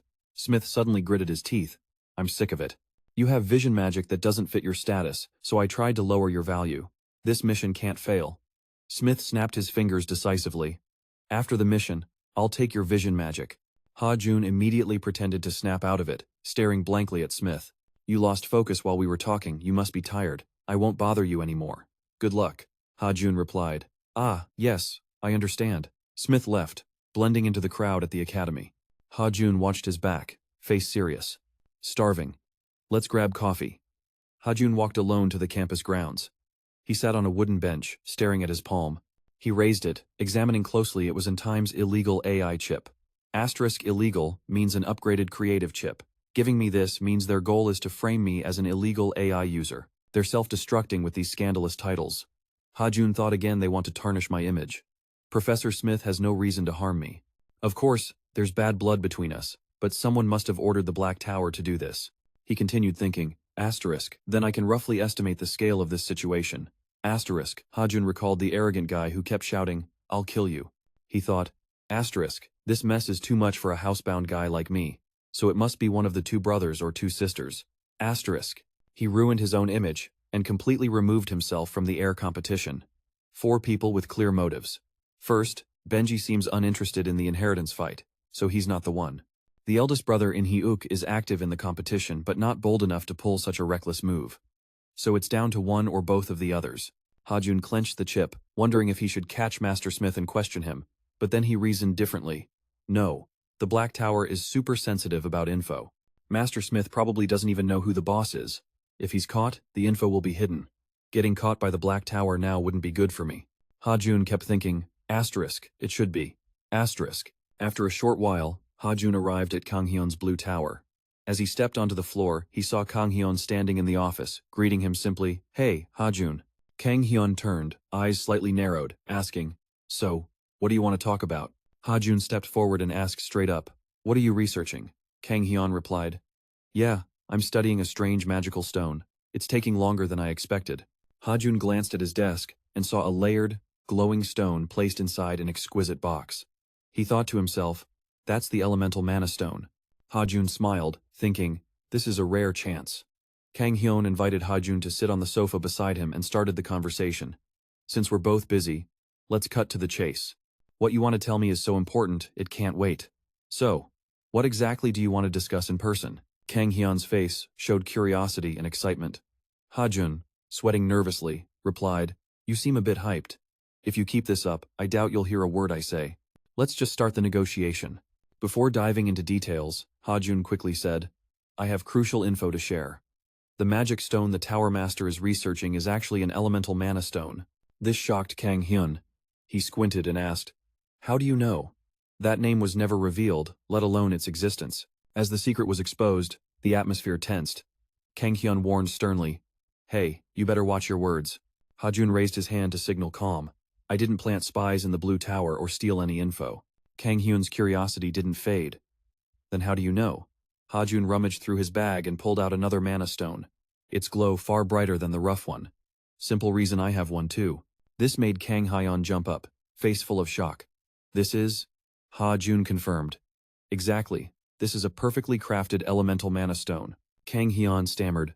Ha Jun, did you craft this yourself? Ha Jun nodded. Yeah, I did. This truth made Kang Hyun unable to hide his doubt. Haha, that's ridiculous. He thought to himself, the top magic smith of the Red Tower, Jampiler, is known as the best magic stone crafter in the world. Even the elite artisans of the Blue Tower, famed for their skills, and me, ranked top 3 inches the world, couldn't craft this gem. And yet, a regular high schooler managed it? Kang Hyun stared at the stone, puzzled. Ha Jun, or are you just a lucky owner who stumbled upon this magic stone? Ha Jun answered, exactly. I found out the Blue Tower is the only place that can handle this magic stone. I just happened to carry it. Kang Hyun broke into a sweat. One more question, how exactly did you get it? Ha Jun didn't hesitate. Nothing special, just stumbled upon it and got lucky crafting it. This made Kang Hyun want to recruit him to the Blue Tower even more. I'm telling you, your luck is crazy, Ha Jun. Seeing Kang Hyun's eyes shining like headlights, Ha Jun could only force a smile. Kang Hyun said, all right. Mages have the right to keep secrets. I won't push you anymore. Ha Jun replied, thanks. Kang Hyun quickly grabbed his glasses and tools. Mind if I take a closer look? Ha Jun happily handed over the stone. Of course. Kang Hyun held it, inspecting carefully. This is the only magic stone in existence that contains all 4 elements simultaneously. He handed the stone back to Ha Jun and asked, so, what's your purpose bringing it here? Ha Jun answered, I want to use it to craft an item. Kang Hyun asked, an item? What kind? Clothes, accessories, or weapons? Ha Jun nodded. Anything that can amplify elemental magic power. Kang Hyun hesitated a bit. I get it, but high-grade magic stones need high-grade materials. The crafting cost will be steep. You okay with that? Ha Jun covered his face, making Kang Hyun quickly backtrack. Oh, sorry, you're from the Ma-Ni magic clan, so your family can probably cover it. Kang Hyun tried to persuade with excitement, but Ha Jun immediately stopped him. No, that's not an option. He raised his hand, signaling silence. I want to keep this crafting project secret from my clan and everyone else. Kang Hyun quickly drew 6 magic strokes in the air, displaying the number 645 million. He laughed loudly. Haha, Ha Jun, you're smart, but what about the crafting cost? Looks like it's around this number. He asked, can you cover it yourself without family support? Ha Jun replied immediately, no, but I have another plan. I'll craft the elemental mana stone right here, in front of you and the Tower Master. Ha Jun's words shook Kang Hyun. So you're saying you'll teach me how to craft it right now? Ha Jun nodded, making Kang Hyun happy. Perfect. That's not just enough to cover the costs, but we're actually profiting. Ha Jun continued, can I ask you for one more favor? Kang Hyun smiled warmly and agreed. What is it? Is it related to today's matter? Ha Jun handed over an item. Here, this is the chip Smith sent you. Kang Hyun examined it closely. This is a new generation upgrade chip, a low-cost in-chip. Where did you get this? Ha Jun clenched his fist, then replied, a Black Tower mage at the academy gave it to me. He said there are Black Tower mages infiltrating Oberon Academy. Please help me deal with them. That night, a white car parked by the sidewalk. Ha Jun stepped out and looked at the driver inside, saying, be careful inside, take care. The driver was Kang Hyun's secretary, named Jong-soo, who replied, yeah, we'll meet again soon. Then she drove off, and Ha Jun stood silently watching her leave. Finally, he entered the academy dorm, jumped onto the bed, and lay down comfortably. Lucky for him, Kim Kang Hyun was researching elemental mana. He smiled, thinking, asterisk, thanks to that, I can keep this secret from my dad and still craft items. Asterisk, then he thought of Sahyu. Asterisk, that guy's gonna be pissed. No way I'll let that brat off. Asterisk, Ha Jun kept thinking. Asterisk, at first, I only planned to take 3% of Bekga's exploitation rights, but now I can keep it all. This is fire. Asterisk, he closed his eyes. Asterisk, if everything goes smoothly. Asterisk, flashback to when Kang Hyun was still at the Blue Tower, he kept doubting it was unbelievable. Rumor had it Oberon Academy's security was super tight, yet Black Tower mages were sneaking in, and the only proof was this chip. Ha Jun wondered, asterisk, is it really that hard? Asterisk, Kang Hyun smiled with a calculating look. He quickly explained. Usually, at Blue Tower, we don't act just on a student's suspicion or unreliable clues. But whatever, let's take the risk. Ha Jun weaved through the crowded crowd while holding the device. Kang Hyun's voice came through the line. You've arrived, right? Ha Jun replied. Yeah, I'm counting on you to pull off the plan. The elevator doors opened, and Ha Jun quickly stepped in. Kang Hyun said again, don't worry, as long as the info is accurate, the magic tower. I mean, we won't mess this up. Ha Jun trusted him, I believe you. Just as the elevator started moving, he reminded, I'll contact you later. As the elevator doors opened, he stepped into the hallway where the butler waited. Ha Jun smiled awkwardly and said, I'm here, everyone. In front of him was a long table where the Sin siblings had gathered, waiting for Ha Jun. Shin Min-ji, the second young miss of the Sin family, was the first to greet him. Oh wow, long time no see, Ha Jun. He smiled back. Long time no see. You haven't changed a bit. Min-ji replied cheerfully. Are you complimenting me? Then she teased. Ha Jun, you've grown a lot. Soon, you'll be taller than In Hyuk. Shin In Hyuk, the second young master of the Sin family, also smiled and added, Min-ji, don't say stuff like that. He stepped forward, placing a hand on Ha Jun's shoulder, happy to have him back. Honestly, it was hard to be fully happy. But still, welcome back. Ha Jun replied. Thanks, big bro. Thinking to himself, asterisk, he's as straightforward as ever. Asterisk. Min-ji heard In Hyuk's tactless words and immediately scolded. Bro, why do you always say unnecessary stuff? In Hyuk still didn't realize his mistake and asked, what did I say wrong? He paused, then looked to the side with a different smile. It had been a while since they met, so Jihan and Miss XA, who hadn't greeted him before, now had to speak up. The eldest young master of the Sin family, Shin Jihan, spoke, haha, you're no longer a chubby kid but a real man now. The eldest young miss of the Sin family, Shin XA, also replied, little bro, long time no see. Ha Jun smiled, but inside he thought differently. They were just smiling on the surface but clearly wanted to devour him. So the culprit's here. Jihan raised his glass and said, let's eat and chat. Curious why little bro called us here? His eyes gleamed mysteriously. Nothing special. Ha Jun sat down and answered, I just wanted to see you all after a long time, so I arranged this gathering. XA couldn't hide her doubt and asked, you called all of us just for that little thing? Ha Jun laughed. Even if I didn't, Jihan or XA would have done it anyway, right? His words hit XA's nerve, making her slam the table and stand up. Damn it. I can't stand this brat. Fine. Spill it. What's your plan? Ha Jun pretended to be innocent. Huh? What do you mean by the plan? XA snapped. Don't play dumb. Are you planning to join the air battle or not? Ha Jun immediately replied. If I said I'm not interested, would you believe me? XA yelled. Who would believe that? Ha Jun shot back. Then why are you even asking? XA was furious beyond words. Damn it, you annoying brat. Seeing her lose control, Jihan spoke up. XA, you shouldn't talk like that. When it comes to this kind of thing, words aren't enough, you gotta prove it with action. Jihan slyly asked. By the way, Ha Jun, I heard you just mastered a pretty impressive magic, called transformation magic, right? Can you share that magic with your family? Ha Jun was startled. Nice try. Sharing magic to prove I'm giving up the air battle? That's not how it works. But, it's not a bluff. XA seemed excited. Bro, that sounds awesome. Ha Jun pursed his lips, then grimaced, eyes glistening with tears, voice soft. Master, this magic is my only hope. For someone like me, unfit to be a mage, it's my only chance to survive. I can't share it. This isn't even about the air race. Min-ji teared up too, replying, it's okay, no need to say more. That's the youngest's only hope. Jihan grew more confused. Even In Hyuk and XA were at a loss for words. Min-ji gently wiped Ha Jun's tears. He replied with a pained look, thanks for understanding me. Just then, In Hyuk raised his glass, trying to break the tense mood. Haha, alright, Let's drop this pointless argument. How about we chat and relax a bit? Minji nodded. Yeah, I want to hear more from Ha Jun. Meanwhile, Ji-han stayed silent. On the table, wine, cutlery, and a fancy little cake were laid out. Ji-han and XA laughed and joked during the gathering. In Hai-uk, Minji, and Ha Jun were just as lively. They took turns chatting until the clock ticked. Ha Jun glanced at his watch, thinking, Asterisk, it's been a while, maybe I should. Asterisk. Suddenly, a breaking news alert popped up on their phones. Everyone stopped and looked at their screens in surprise. Minji asked, What's going on? In Hai-uk exclaimed, This is urgent. XA worried. Right now? At this hour? Ji-han clenched his teeth, anger flashing on his face after reading the news. The alert said an Oberon Academy staff member was identified as a criminal mage linked to the Black Tower, Lang Smith.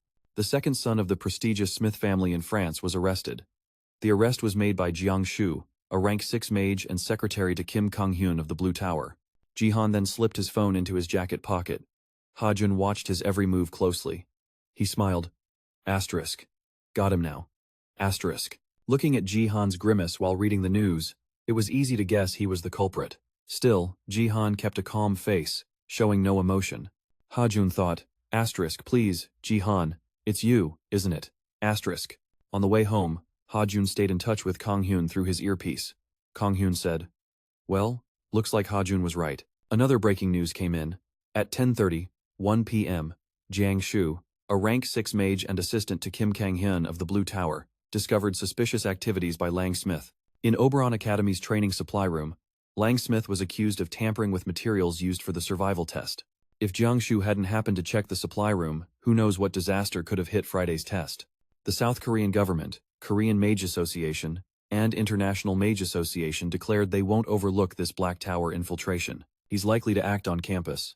Considering when he used mind control on me and this week's schedule, I predict Friday, the survival test day, is when he'll strike. If he wants to tamper with the test, he'll mess with the training materials. Supply checks usually happen the afternoon before the test, so the only time he can interfere unnoticed is right when Professor Smith cast magic on the test puppets.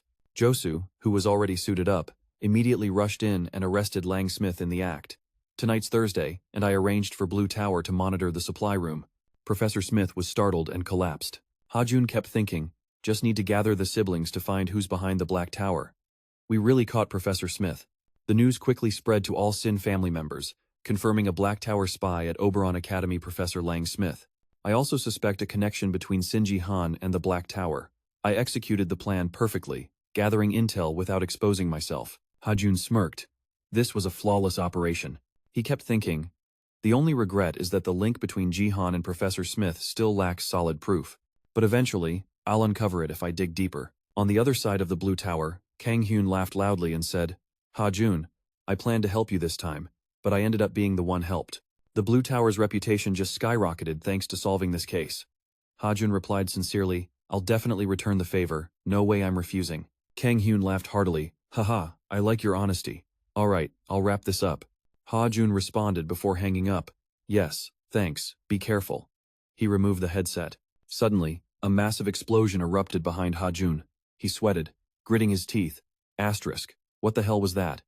Asterisk. He raised his hand, quickly summoned the system panel, and unleashed firepower at Ha Jun.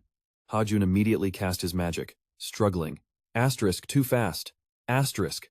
He instantly activated his resonance enhancement skill, then unleashed water energy, creating a shield made of ocean waves. He shouted, asterisk, water shield. Asterisk. Ha Jun poured all his strength into blocking the attack, thinking, asterisk, too strong, this shield won't hold much longer. Asterisk. He gripped his wrist, trying to maintain and adjust the water shield. Ha Jun quickly dodged as Zahyuk's fire energy shot toward him. An explosion erupted instantly, sending him flying back, slamming into a nearby pillar. Ha Jun stared at his smoking palm, thinking, asterisk, I really can't dodge everything. Asterisk. Zahyuk looked at his own hand coldly and said, asterisk, this is the gap between our skills. Asterisk. Then he glared at Ha Jun with wild eyes, drooling, screaming madly. Asterisk, keep dragging those clouds, even though clouds are just useless trash. Face reality. Asterisk. Ha Jun sat on the ground, the cloud spell gone. Zahyuk. He watched him laugh like a madman, thinking, asterisk, wait, this guy's acting weird. His eyes are bloodshot, and his skin's all red. Asterisk. This reaction is from an illegal stimulant called Times Madman asterisk. Its trait is to trigger a mana burst, causing blood vessels to rupture, turning a person into a bloodthirsty warrior. But more importantly, users fight to the death. Ha Jun shouted, "Asterisk, are you insane?" Asterisk. But Sha Hyuk kept charging at him, coldly saying, "Me? Crazy? No, I'm fine." Ha Jun sweated more. Sha Hyuk used a level 3 fire spell, Fire Strike. He was lightning fast, closing in on Ha Jun, restraining him with both hands. Ha Jun struggled to break free, asterisk damn crazy. Asterisk Zahyuk wasn't calming down at all, looking like a real lunatic. Asterisk I told you. I'm totally fine, actually just back to normal. Asterisk, haha, you're about to die. Asterisk, his eyes wide, shining with madness. Ha Jun was pinned by one of Zahyuk's hands, fire magic breath, scorching his throat. He shouted, asterisk fire strike, asterisk. A fierce explosion erupted immediately. When the smoke cleared, Zahyuk looked down at Ha Jun's sprawled body, sneering, asterisk. Oh, look at this bastard, asterisk. Ha Jun was badly injured on his face, dazedly looking up at Zahyuk. He asked suspiciously, asterisk, you're still alive? Asterisk. Suddenly, Zahyuk grabbed his head, losing control of his words. Asterisk, you blocked my magic twice. Asterisk. Asterisk. You? How dare you? Asterisk. Ha Jun slowly stood up, wiping blood from his cheek, breathing heavily. Zahyuk suddenly grabbed his hair, screamed in pain, then released, face calm. Asterisk. Well, whatever. Asterisk. Ha Jun watched his crazy act, thinking, asterisk just as I suspected. Unstable condition, definitely madman. Asterisk Zahyuk staggered forward, wondering, asterisk but that power. Asterisk Ha Jun recalled the moment he quickly blocked the attack with his shield. He reasoned, no matter how much of that drug he took, he couldn't be this strong. Should I investigate more? Ha Jun grew more suspicious while Zahyuk stared red-eyed at him. Asterisk, where you looking, brat? Asterisk. Ha Jun slowly formed a spell in his hand, then threw it, summoning sharp swallows. Asterisk, he shouted. Wind orb. Asterisk. The swallows gathered energy and darted straight at Zahyuk. Asterisk. How dare you use sharp magic down there? Asterisk. Ha Jun calmly replied. I should have used it more carefully, but didn't expect to end up like this. Before Zahyuk could react, Ha Jun rushed from below, carrying his magic orb. Zahyuk's eyes and skin reddened more, looking angrier. Asterisk, it's right there. Asterisk. Ha Jun raised the magic orb, slowly casting. Asterisk airstrike. Asterisk. A blinding beam of light slammed into Zahyuk before he could react. His eyes widened in terror. Ha Jun exhaled. Asterisk, this is it, asterisk. Zahyuk had activated his destruction mode. With just one finger, he fired a fireball that shot out like a bullet from his fingertip. Ha Jun thought to himself, asterisk fire mana. At this range, it's basically a fire gun. Asterisk, Zahyuk screamed in madness. Die. He immediately unleashed a barrage of fire bullets at breakneck speed toward Ha Jun. Ha Jun quickly dodged while analyzing the situation. The fire gun had devastating power at close range but only about 7.74 meters of reach. If he kept moving fast, he could still avoid it. After the attack, Zahyuk threw his head back and laughed savagely, making Ha Jun even more worried and helpless. The flames kept pouring down on him. Ha Jun gasped, wiping away the burns the fire left behind. He spoke up. You hate me so much you had to use a chip-in? Zahyuk screamed uncontrollably. Ignoring Ha Jun's words, he continued casting magic. Chip-in? What the hell are you talking about? Ha Jun just shook his head in disbelief, no wonder he didn't remember. Behind Zahyuk's neck, a chip emitted a strange signal light. He sneered. Why would I waste it on a useless loser like you? Zahyuk instantly lost it, shouting loudly and launching another attack. If you keep talking crap, I'll shut you up. Die. Ha Jun effortlessly dodged the dark mana attacks, he explained. The chip-in boosts the user's physical and mana structure, enhancing both power and spell range. Zahyuk roared. So what, you bastard? Calmly watching the magic attacks keep coming, Ha Jun said. Funny thing is, I'm also researching changes in spell circle and mana structures, plus mana transformation. That's why I'm super sensitive to magic changes from mana enhancement and spell circle breakers. Ha Jun thought, asterisk, not sure if this is luck or bad luck, but I've been lucky thanks to this chip and his pills. Asterisk. Zahyuk frowned. What the hell are you talking about, you bastard? Ha Jun raised his hand, starting to cast magic. I'm not grateful to you. It's only a matter of time before I handle this. He immediately shouted, asterisk asterisk resonance, asterisk asterisk. Anyone who reaches this level breaks through their current realm. But in recent days, I've been thinking while reading the e-dress book. He sighed in frustration, continuing. The problem is the penalty. Penalties increase when combining different spell circles, putting pressure on both body and mind. The result is a time limit. If you use level 2 spell circles with resonance, the limit is 3 minutes. Slowly, 2 red and blue mana circles began to surround his body. Ha Jun added. Then for the next 12 hours, the mana circles can't move. I have to think carefully before using it. Zahyuk laughed arrogantly at his monologue. You scared just because you're alone, idiot? Ha Jun closed his eyes, muttering, resonance time limit. 3 minutes, 3 minutes. After a moment, he opened his eyes. Body steady. Time's up. Ha Jun pressed his hand to the ground, casting earthquake. Sharp spikes filled with mana energy immediately sprouted, stabbing from Ha Jun's side towards Zahyuk, growing bigger by the second. One spike pierced through Zahyuk's leg, making him cry out in pain and look down at the wound in shock. He frowned, suspicious. This is level 3 magic. How can someone like you use it? Ha Jun just chuckled softly, scratching his head. Why can't I? Without hesitation, Zahyuk recovered and fired a stream of fire mana at Ha Jun, shouting, Die! Ha Jun instantly cast. Water shield. A shield made of water waves quickly appeared, blocking Zahyuk's fireball. Zahyuk sneered. You couldn't block it earlier, and now you're using that again?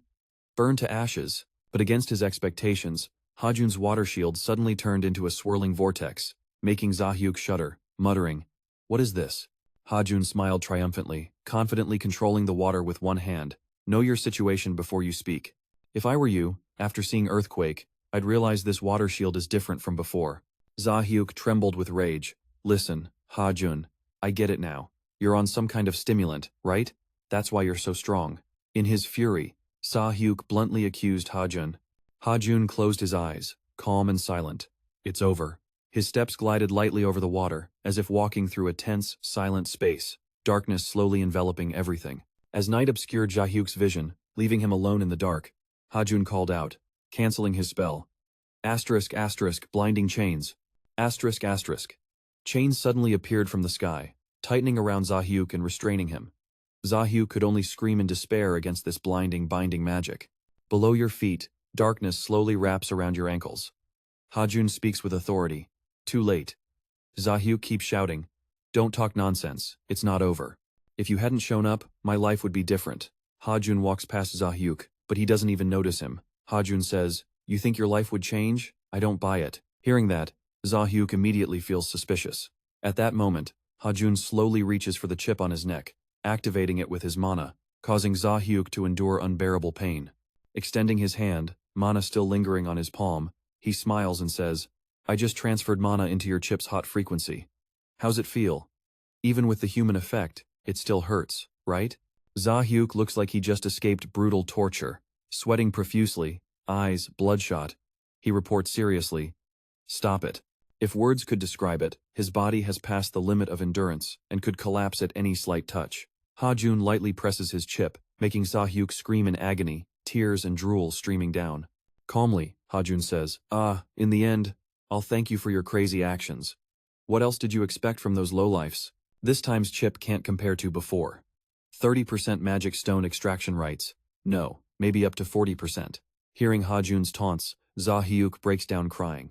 Ha Jun continues channeling mana. He brings his hand close to the chip, smiling brightly as he says goodbye. Farewell, lowlife Zahyuk. Thanks for your generosity. He applies his power to the chip, injecting a massive amount of magic. He screams one last time in pain. Zahyuk's body lies motionless on the ground, steam rising from his neck. Ha Jun bends down, picks up his phone, and calls in Hyuk, his father. When the other end picks up, he immediately says, Dad, it's Ha Jun. In Hyuk asks, Yeah, why so late? Ha Jun starts summarizing the situation, then replies, I know everything now. No matter how late, it's weird that no students or cops showed up when something big happened at the dorm. I'm done. I can't blame you just because you can stop the cops. Ha Jun smiles and replies, Many can stop the cops, but only you watch until the end. Others would jump in halfway or even stab me in the back. Because of guardianship, even siblings can't watch over me. Hearing that, he responds, You're right, son. While chatting on the phone, rustling from nearby bushes catches his attention. A pair of legs slowly approaches a bodyguard, dressed all in black, but his eyes glow dangerously red. He bows respectfully to Ha Jun. In Hyuk says, I have to send someone to watch over Hyun. Because of the bodyguard, Sin Ha Jun quickly moves to a corner to take the call. The voice on the other end angrily scolds. Ngo, I know I'm watching you, so why not ask for my help? Sin Ha Jun stammers, trying to lie, wanting to show his dad he's got third-level magic. Shin In-hyuk sighs. I didn't think you'd reach that level so soon. So you've been hiding the fact you can use third-level magic. Sin Ha Jun confidently replies, yes, that's right, but thinks to himself, obviously lying, he's only using resonance effects from second-level magic. Honestly, he's not strong enough yet. If they knew he was using third-level magic, it'd be hard to imagine the interference from the others. While speaking, Sin Ha Jun glances at the masked man kneeling nearby. Seeing he's handled things well, Shin In-hyuk nods approvingly. Not bad. I'll send a car, go home and stay the night.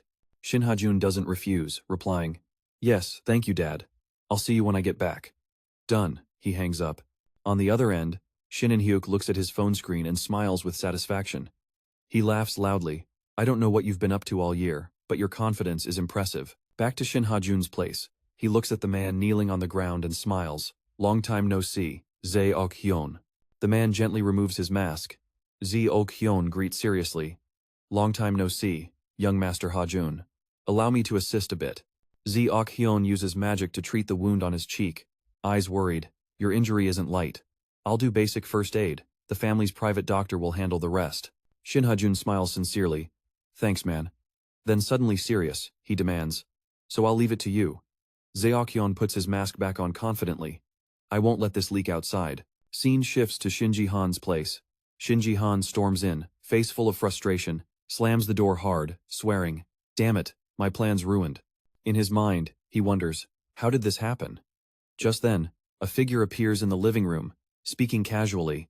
All done? Expecting to wait forever, Amanai, this sofa's nice. Shin Ji-han eyes him warily. You're from the Black Tower. The stranger sneers, voice dripping with sarcasm. Forget it. Bro, you're seriously unlucky. Didn't expect the Green Tower's crew to crash the party. Man, there's nothing left to say.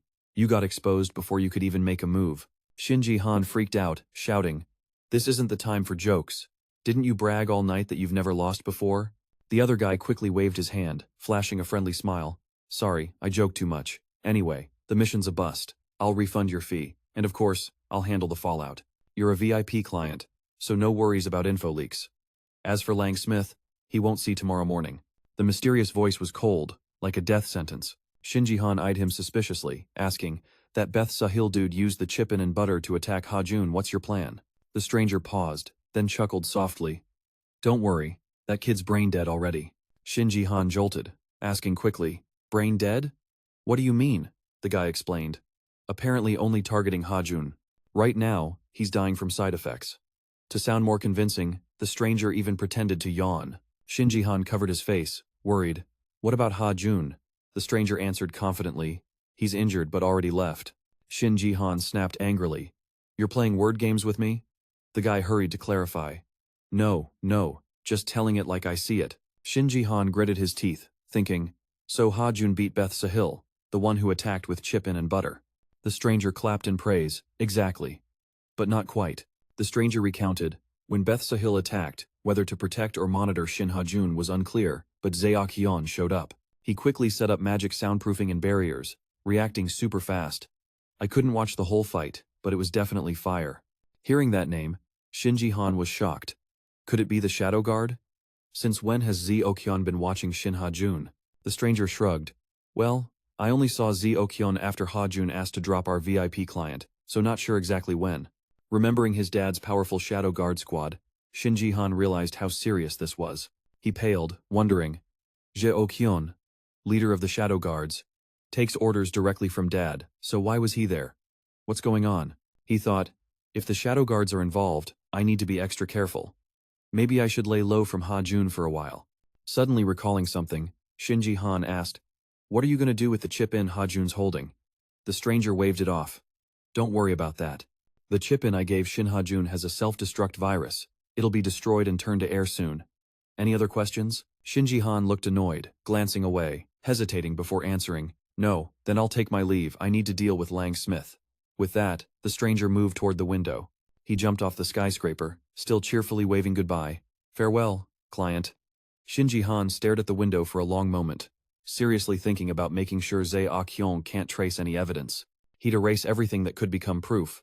To do that, breaking his own house's magic security system would be easy. Gotta move fast.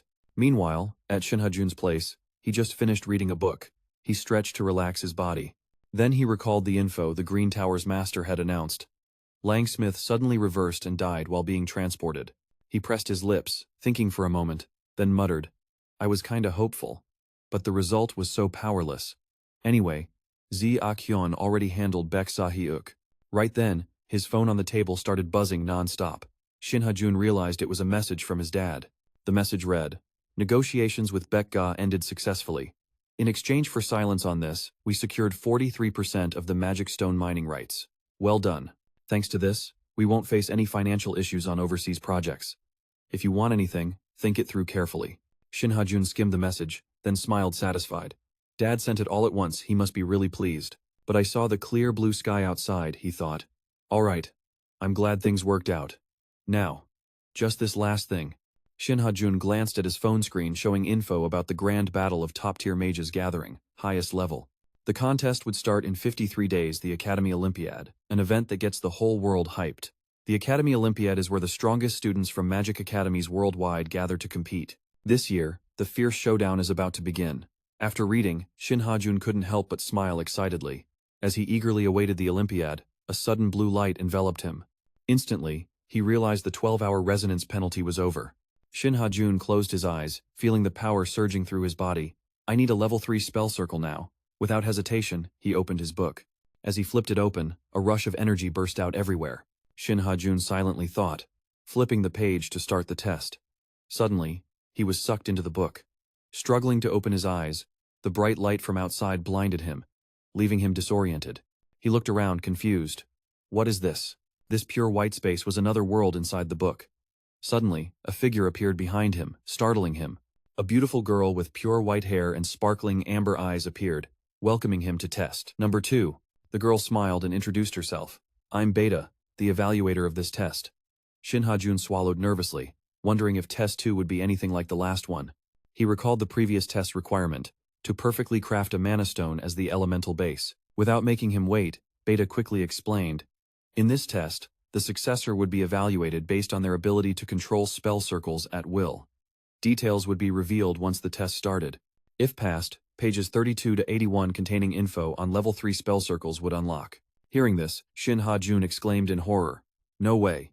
Excited, he clenched his fists, thinking, pages 31 to 81. I thought I'd only get 10 more pages this time. It's fine, Sin Ha Jun worried silently. But that means level 3 spell circles are in another realm. Probably even higher tier than alchemy and resonance. He felt both excited and scared. Seeing his decision, Beta said, Then we'll start the test right now. With that, she vanished into thin air. At the same time, a familiar voice echoed. My disciple, I will now announce the content of the second test. Sin Ha Jun immediately recognized the voice. Master. The voice quickly gave the instructions. From now on, 100 spell circles will appear one by one. Activate them all. Sin Ha Jun instantly opened his spell circles, ready to go. His circles activated swiftly. His master calmly guided him. Once the main circle merges with the others, it will activate naturally. As Sin Ha Jun started activating the circles, they suddenly changed, causing him to panic. Huh? Why did they change? At that moment, his master warned. You have 3 seconds to activate each circle. Fail, and you must start over. Be careful. Sin Ha Jun smirked slyly, thinking, so I just need to memorize them. As if reading his mind, the voice added. Also, the order of the circles changes every time. Don't even think about memorizing the sequence. Not surprised, Sin Ha Jun thought. Right, it's not that easy.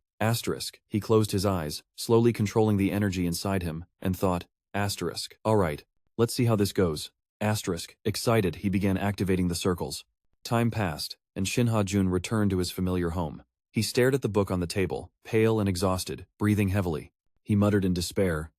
8 hours and I only managed to activate 10 circles max. He sighed, trying to comfort himself. At least I'm starting to get it. But relying on tricks won't cut it. I need to find more clues. He dove back into the books. He was surprised to read a line. The book I wrote isn't just Idris's book. If you face obstacles, read my book, it will definitely help. Sin Ha Jun gasped. So Elder's book isn't the only one. Surely, he'd find other books eventually. But then he realized the problem. He didn't even know the titles or where to look. Thinking to himself, asterisk, I need to get some fresh air. Asterisk, as he opened the door, he bumped into a girl rushing by saying, I'm ready to pay. Sin Ha Jun immediately recognized her and called out, Adela. Surprised, she replied. Ha Jun. They decided to head to a nearby park to chat.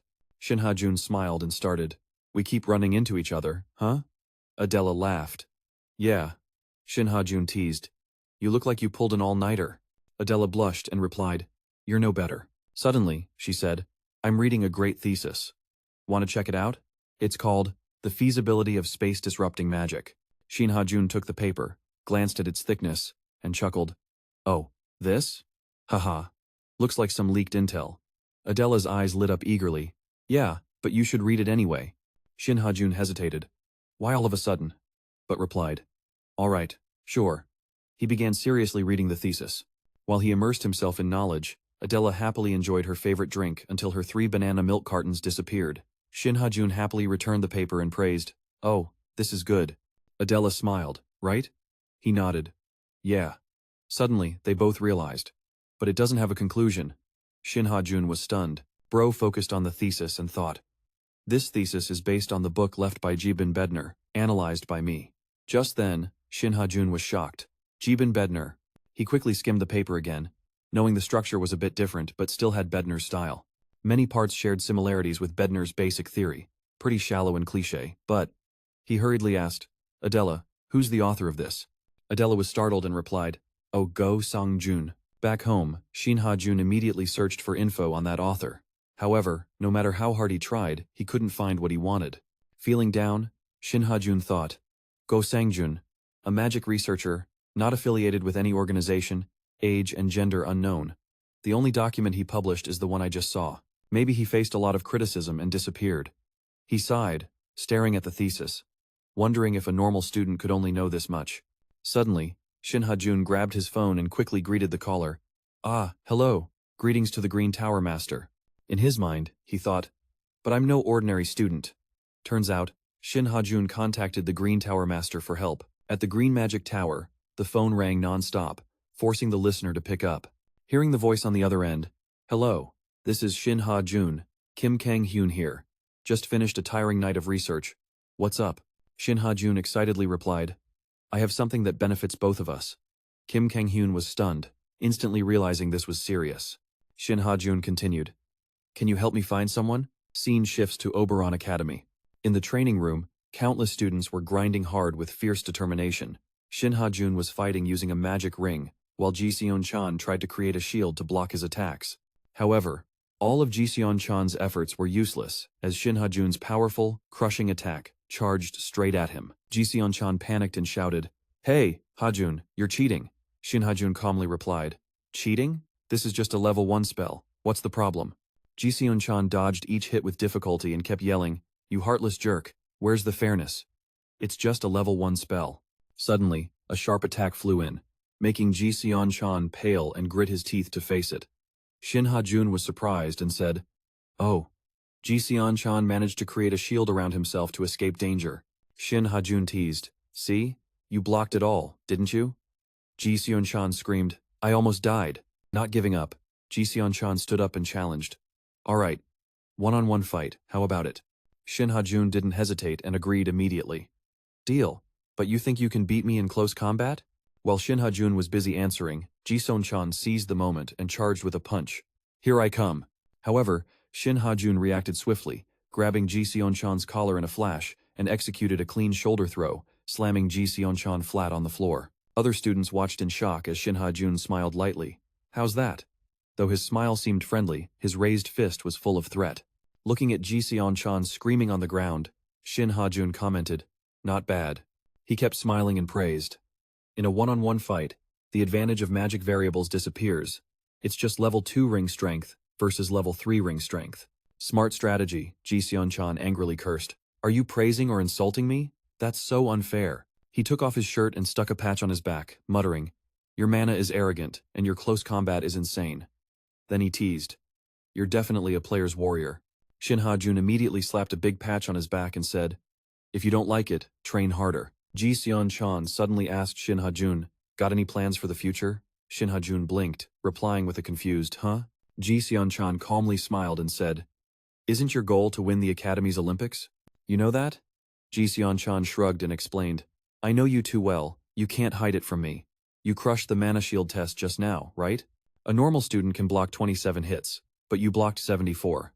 With your skill and training intensity, you'll definitely top every category. If you want to compete with the seniors, this is probably your best shot right now. However, with your current condition, I think it'll be tough for you to clinch the Olympic championship.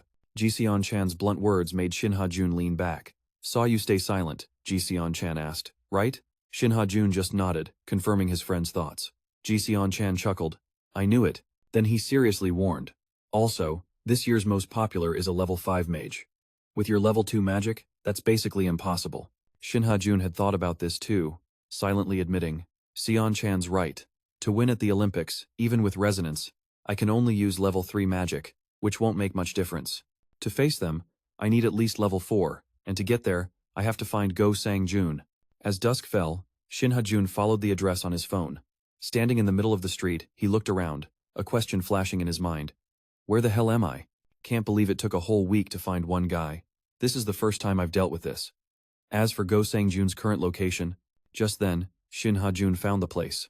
Standing before a familiar building, he was filled with shock. Wait, isn't this the old bookstore I always visit? He's here? Right under my nose, and I had no clue. Who would have guessed this guy lives right by the academy? After realizing AI magic wasn't for him, I kept searching for magical knowledge in old books. I always wondered where Idris's cipher came from, but could it really be from here? Regaining his composure, Sin Ha Jun decided to step inside. He called out, voice a bit shaky, Shin. Hearing the voice, the shop owner paused his organizing and looked up. Ha Jun. Long time no see. Sin Ha Jun politely replied, hope you're doing well, sir? The owner smiled brightly. Of course. Heard you're using magic now, you look much stronger. Sin Ha Jun smiled humbly. All thanks to you, sir. The owner laughed heartily, teasing. I didn't do much, just sold you books.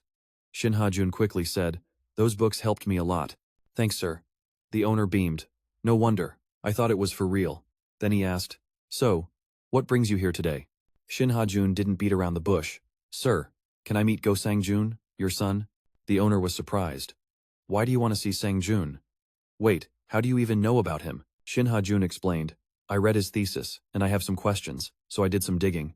I heard he's here. Sorry if this is a bit intrusive, he said sincerely and straightforwardly. The owner didn't seem annoyed, just recalled. Thesis? Oh yeah, that thing. He nodded. All right, I'll let you meet him. Just as Sin Ha Jun happily said, thank you, sir, the owner added a line that stunned him. But even if you meet him, you won't get any answers. Sin Ha Jun was startled, worried. What do you mean by that? The shop owner led him to a door and said, follow me, Sang-jun is inside. Sin Ha Jun followed without hesitation. Arriving, the owner pointed to a room. And here. This is his room, but the scene before him was nothing like what he imagined.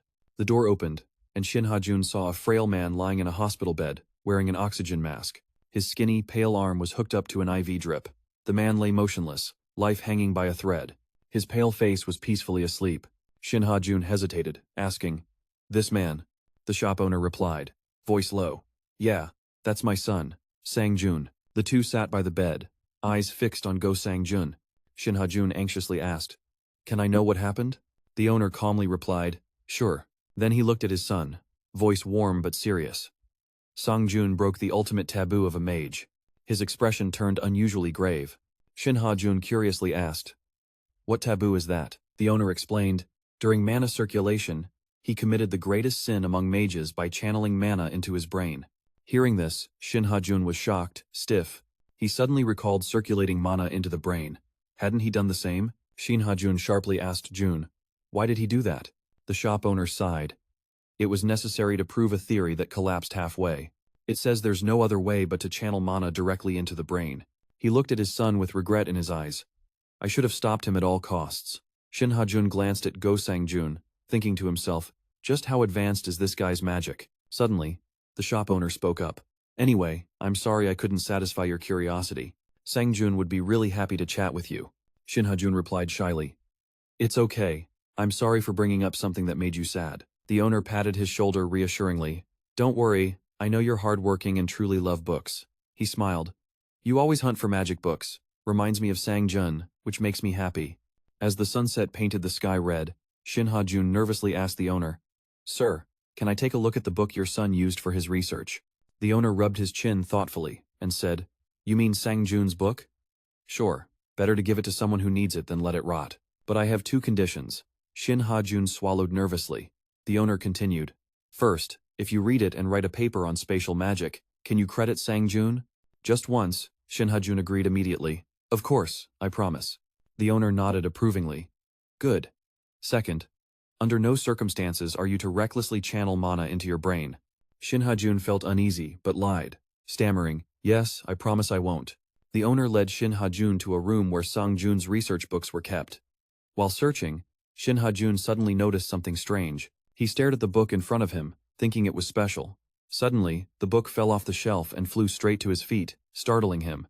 He thought to himself, It looks like the Idra's book. Sin Ha Jun quickly picked it up and asked, Sir, what's this book? The owner recalled and replied, Ah, that's the book Sang Jun always carried, like it was very important. Read it, maybe all your questions are inside. Sin Ha Jun carefully held the book and said, Yes, but when I opened it, the writing was too deep and hard to read. Then he realized it was his master's handwriting. He asked sincerely, Sir, can I borrow this book to read at home? The owner generously agreed, Take it. If you need any others, just help yourself. Sin Ha Jun happily thanked him. Thank you so much. Then he asked, Are there any other books written like this? The owner thought for a moment and shook his head. I'm not sure. Sin Ha Jun didn't give up hope. Have you ever seen a red-covered book that looks really expensive? The owner replied, I don't recall seeing one like that. My little shop rarely has such books. Sin Ha Jun grew more suspicious. Then how did Sang Jun get that book? Though a bit disappointed, he politely said, I understand. Thank you. On the way home, Sin Ha Jun kept thinking about something strange. What happened? How did the Idra's book end up in my bag? Back home, he sat on his bed, studying the book intently, thinking, I searched for Sang Jun's research but only found a book like Idra's. Holding both books, Sin Ha Jun smiled softly. Well, it's better than finding nothing. Suddenly, both books lit up at the same time. Startled, Sin Ha Jun panicked inside. What's happening? Why are they glowing like this? A strong pull dragged him into the book, and a voice echoed, I left this book for the rightful heir of Idris.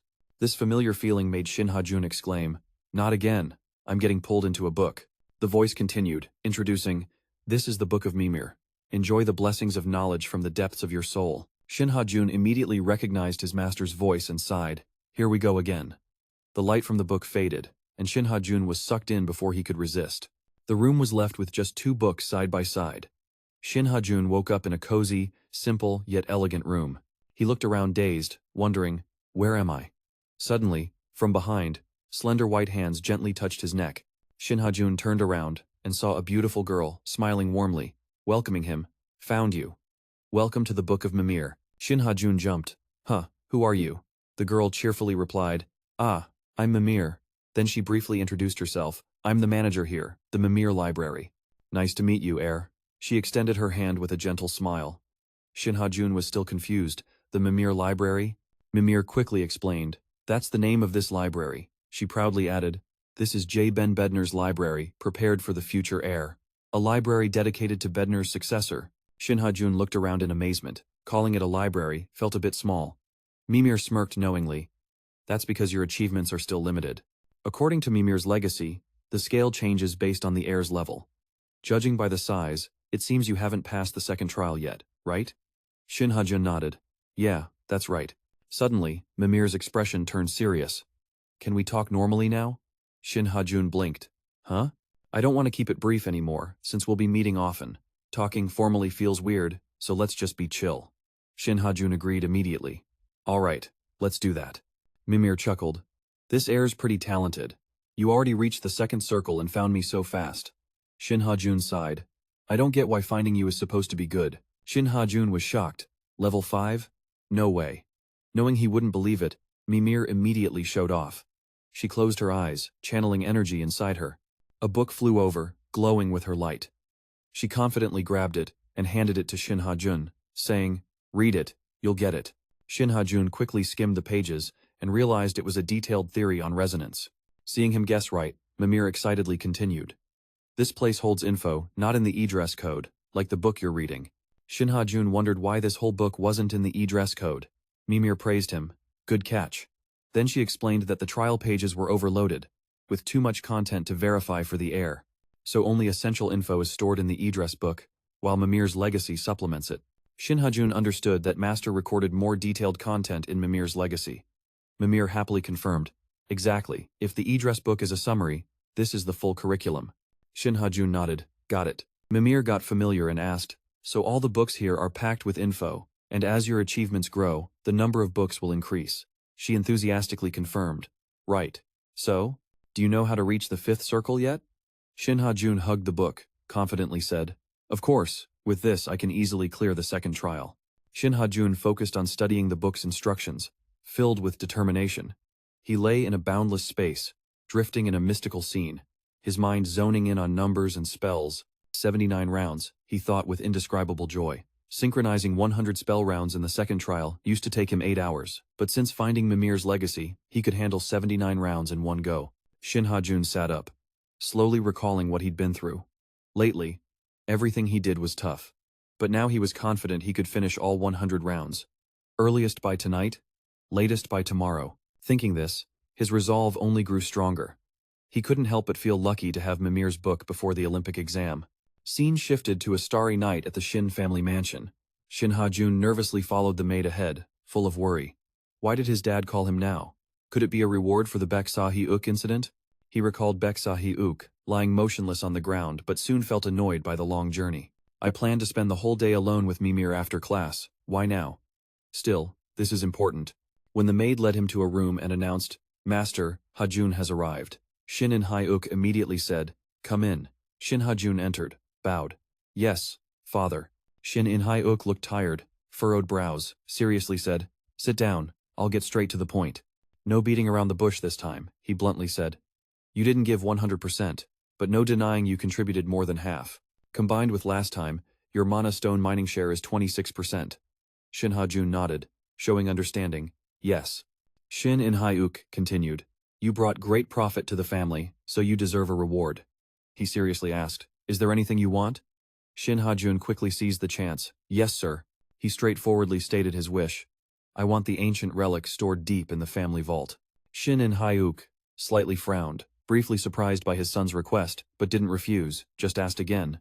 Ancient relic? I do. But you don't believe in those far-fetched stories about hidden secrets in them, right? They're just relics. Sin Ha Jun firmly replied. No, I don't think that way. I don't care about legends, but I believe even myths hold some truth. Shin In-hyuk sighed, a hint of helplessness in his voice. You're still too young to believe in such nonsense. But if that's your choice, I'll respect it. However, you can only take one item. Sin Ha Jun happily responded. Yes, thank you, Dad. Shin In-hyuk asked, So which relic do you want? Sin Ha Jun politely answered, I want the one in the family's treasure vault. It's a beautiful robe with 2 mystical white and purple tones, the robe of J. Ben Bednar. At the Thun Fapsu family's treasure vault, Sin Ha Jun stood beside his father, watching as he received a rectangular box inlaid with luxurious gold patterns. He gently rubbed the box on the table and said warmly, I hope you won't regret this decision. Ha Jun bowed to accept the box, replying, Yes, thank you, Dad. As soon as he finished, his father glanced at him with a worried yet caring look and sighed. You're still too young to believe in strange things like this. Train hard so you won't regret it later if you want to come back. Ha Jun smiled softly. It's all good, Dad. After receiving the box, he got in the car and left. Inside, Ha Jun sat cross-armed, legs crossed, the box beside him. He muttered, Most of the relics our family owns are legit. Then he glanced at the box, saying nothing more but thinking, This is Royuvo Bednar's robe. If this really is my master's robe, then 30% extraction rights on magic stones are nothing. But is it really his? Driven by curiosity, he opened the box and thought, what if it's fake? When he saw what was inside, his eyes widened in shock. In his mind, he almost shouted, This is… His hand gently held the shimmering, mystical robe, mouth agape in disbelief. This isn't just any pure mana thread. Mana thread is a supreme technique where magic stones are refined and spun into threads through crafting technology. Worldwide, fewer than 30 artisans can handle mana thread. This isn't just a piece using some mana thread. The entire robe is made from pure mana thread. Moreover, how could such advanced technology exist back then? Compared to this robe, recently made mana thread relics can't hold a candle. I've never seen anything like this. Ha Jun truly couldn't believe he was holding a robe made entirely of authentic mana thread. Unbelievable. After returning home, he changed clothes and sat on the bed, holding the robe.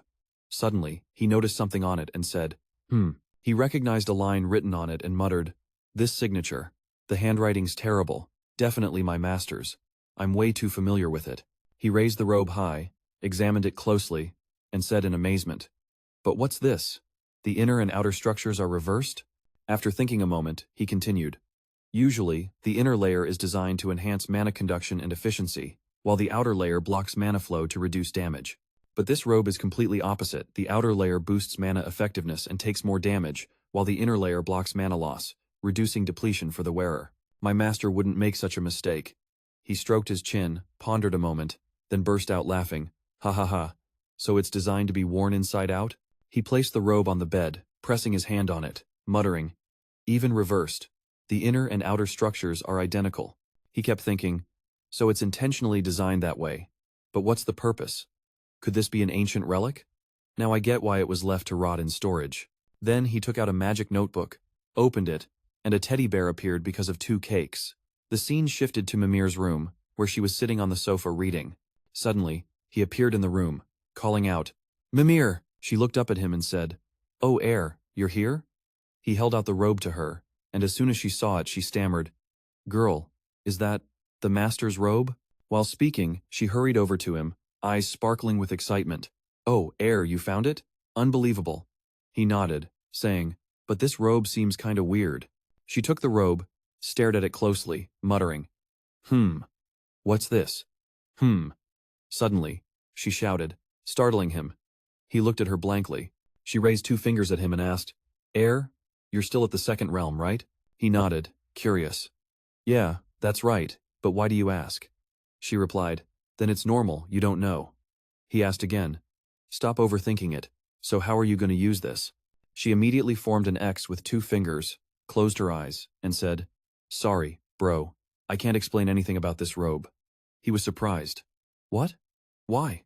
She handed the robe back and said, "No, I'll return it." Then she crossed her arms, closed her eyes, took a gentle breath, and continued, "Bedner-style magic has a special spell." Suddenly, she remembered something and opened her eyes wide. He asked right away, "A special spell?" She nodded.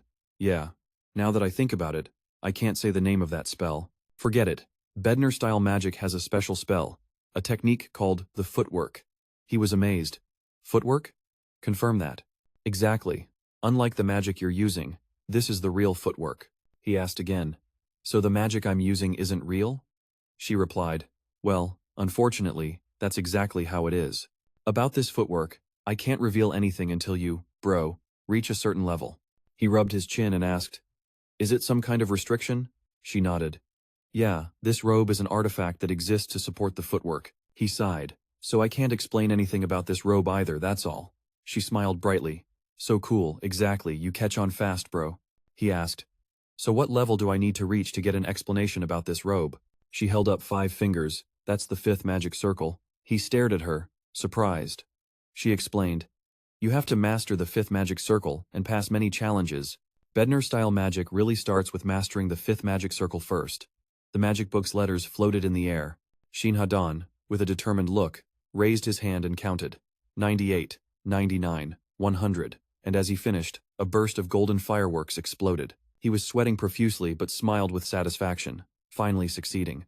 Suddenly, a voice rang out, "Congratulations." He looked around confused and realized, "That voice is Master." The person said, "You worked hard to pass this second test, well done. Now I'll teach you how to deploy the 3rd magic circle." The other explained that the 3rd rank of Bedner-style magic, the 3rd infinite magic circle, is called interference. He widened his eyes, stammering, "Interference circle, huh?" Then he folded the Y dress, making a sound. Back in bed, holding the Y dress, he thought, "So I mastered the 2nd test. Now it's time to train the interference magic circle." He stood up, holding 2 books, happily saying, "Without the robe and Mimir's book, this test would have taken way longer." The night before, in Mimir's land, he recalled what she said that he could only use it after mastering the 5th magic circle and passing the 5th test, since the real magic only appears after mastering the 5th circle in Bedner's art. Hearing that, he sadly rubbed his chin, closed his eyes, and said, No choice. Until I reach level 5, I have to put this robe away. Mimir stood beside him, gentle expression, pointed at him and said, "Wait, bro, what are you saying? Why waste such a precious thing in storage?" He asked back, "Then what am I supposed to use it for?" The inner and outer mana layers of the fabric were disrupted, so it couldn't be used anymore. She snatched the robe from his hands, angrily saying, "Oh, then give it to me." She tried the robe on, excitedly saying, "This robe can hold mana inside, preventing it from leaking out, helping you reach a mana storm state." He was amazed at what she said, and she continued, "When mana storms, infinite magic spins faster than usual, meaning more mana flows to the brain." She confirmed, "Exactly. Just wear it about 5 hours a day, and you'll maintain your best state. Plus, this is a bonus benefit. The best for you, you can reduce your sleep time, right?" She replied, "So you thought you understood." She winked mysteriously. "Wearing this robe means you don't need to sleep anymore." She covered her eyes. "Getting such a good deal." He exclaimed, "Huh? No sleep at all?" She confirmed, "Exactly, just wear it about 5 hours a day, and you'll keep your best state. Moreover, that's just a side effect. I can tell you this, bro, because this isn't the robe's real power." Since he was excited and eager to try the robe's side effect, his face brightened, and he laughed softly. "I want to quickly master the 4th magic circle." She reminded him again, "But you know this only works for you. For others, this is poison, don't lend it out." He laughed and replied, "Of course I know. With this item, the upcoming test will be way easier. Because I was really diligent reading every page. Thoughts echoed in my head. I've tried so many times, but something still feels missing. It seems like I'm about to grasp the secret of the interference spell circle. But the book says the interference spell circle, a level 3 spell in Bednar-style magic, controls others' mana. To perform it, you need 100% synchronization with the opponent's mana." After reading, Ha Jun wondered, is this really the definition of the interference spell circle? Controlling someone else's mana? Thinking this, he chuckled softly, thinking, asterisk. This sounds pretty interesting. Asterisk. But before that, he thought quietly. Asterisk. Honestly, I didn't expect much. Asterisk. I never thought the second test was just a stepping stone to practice the interference spell circle. Not stopping there, he kept reading. To reach a level 3 spell circle, you need to combine the resonance spell circle and synchronize with the surrounding mana. His eyes lit up, joy flooding his mind, times. Keep resonating gradually, and the level 3 spell circle will definitely form. Asterisk. Thinking that, Ha Jun stood up, clenched his fists, and declared, "All right. This time I'm definitely gonna succeed." Immediately, he started practicing, closing his eyes and focusing, whispering to himself, "Merge all the mana and envelop it in the air." Mana was raging inside him, feeling like building a new home. I saw 2 streams of light floating above, one fiery red, one icy blue emanating from his chest, wrapping around his body. When the lights faded, water spirits quickly flew over, forming a house inside him. Mana was being absorbed, and during practice, he clearly felt everything changing. The spirits suddenly spoke. "Come play with us, right here." Ha Jun heard the call and thought, asterisk, I just heard the sound of mana. Asterisk, he reached out, playing with the spirits, smiling softly. "Ah, this is great, so warm. Let's make a playground, hold hands in a circle, sing, dance, and become one." Saying that, they held hands, forming a big circle. Suddenly, Ha Jun started sweating, his brows furrowed too hot. Even a 1% difference in the mana defect rate made his body unable to absorb it. But by controlling that 1%, mana stabilized inside him. Gradually, he reduced the defect rate to less than 1%. Mana silently formed the spell circle, unnoticed by anyone. Let's make a playground, hold hands in a circle, sing, dance, and become one. Holding hands, forming a big circle. Suddenly, I managed to absorb it. He rose from his hands, not stopping, continuing with the level 2 spell circle, resonance. This time, the light added a blazing red streak. He clenched his fists and swung them high, laughing joyfully the 3rd infinite spell circle. Sin Ha Jun raised his hand, face glowing brightly. This is the 3rd infinite spell circle. Break. With a flushed face and sparkling eyes from success, he thought, asterisk. Finally, I completed the 3rd spell circle. Break. I need to get stronger, fast to reach the 5-circle master level. Asterisk. In a dark tree, a man was resting, creamy-colored birds perched on his belly. It turned out to be Ha Jun, eyes closed, resting but constantly thinking about the survival combat test. It was a large-scale test in a wide training area on a mountain in Gangwon province. The test lasted 32 hours, and all students were equipped with a special item. He raised his watch to check. It displayed a location and instructions, a simple test, where you just have to survive as long as possible, in a shrinking area over 32 hours. After reading, he muttered, asterisk, time to move, asterisk. If anything's different, you not only have to survive monster attacks but also face other students, of course, surviving to earn points. The birds on him seemed to sense he was about to leave, and flew off in a flock. Suddenly, Kang Ji-hyuk appeared behind Sin Ha Jun, swinging his hand to summon a fierce fire blast straight at him. His face was full of arrogance as he shouted, sneaking up behind me, huh? Die, Sin Ha Jun. Quick as lightning, Sin Ha Jun jumped off the branch, dodging the attack successfully. He landed right in front of his opponent, but Kang Ji-hyuk remained overly confident, mocking, nice dodge. But I've got your rhythm down. Sin Ha Jun ignored the meaningless taunts. The opponent was cocky, acting like an unbreakable wall, sneering, fool. What can one punch do? Sin Ha Jun's eyes flashed cold. Instantly, he used the newly acquired interrupt spell, touching the barrier. In a blink, the water wall shattered into pieces. Kang Ji-hyuk gaped, unbelieving. What the hell? The barrier broke, sending him flying backward, crashing hard to the ground. He gritted his teeth, muttering, my barrier lost to something like Earth Spike? Sin Ha Jun stood still, coldly staring down. Idiot. What's so proud about sneaking around? And yelling while attacking too. He shook his head, unable to believe his opponent's stupidity, rubbing his neck in frustration. His hand clenched tightly, feeling the power that shattered the barrier, thinking, asterisk. So this is the power of interrupt, asterisk. It weakens the core of the 2-layer barrier spell and pierces it with the 1-layer Earth Spike spell. The image of the shattered wall still lingered in his mind. As for Kang Ji-hyuk, he lay motionless now, foam at his mouth, eyes glazed over. The system announced, student Kang Ji-hyuk has been eliminated. Sin Ha Jun turned his back and walked away, pressing his watch, thinking to himself that everything went perfectly because his opponent was careless. The system on his watch chimed. Sin Ha Jun earned 10 points. After getting the points, he looked up at the sky, grinning with excitement. What a smooth start. He kept walking, thinking he had figured out the breakthrough. At this pace, the breakthrough could be effective not just before 2-round spells, but even 3-round spells. Suddenly, a shadow flashed behind him, and Sin Ha Jun quickly sensed it, glancing back. A massive fireball appeared before him. He thought in shock, asterisk, fireball, asterisk. Around him, a pack of fierce bloodclaw hounds appeared, blocking all escape routes. He muttered, asterisk, bloodclaw hounds. I'm surrounded. Asterisk, they were probably drawn by the sounds of the earlier fight. Sin Ha Jun wasn't scared at all. He refocused and said bluntly, asterisk.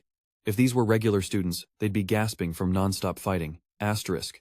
But for him, the one who needed to dominate the sun ranking fast, he was actually grateful for this situation. He opened his eyes, staring intently at the pack, a sly smile spreading across his lips. One bloodclaw hound let out a long howl. Sin Ha Jun stood firm, relaxed and challenging.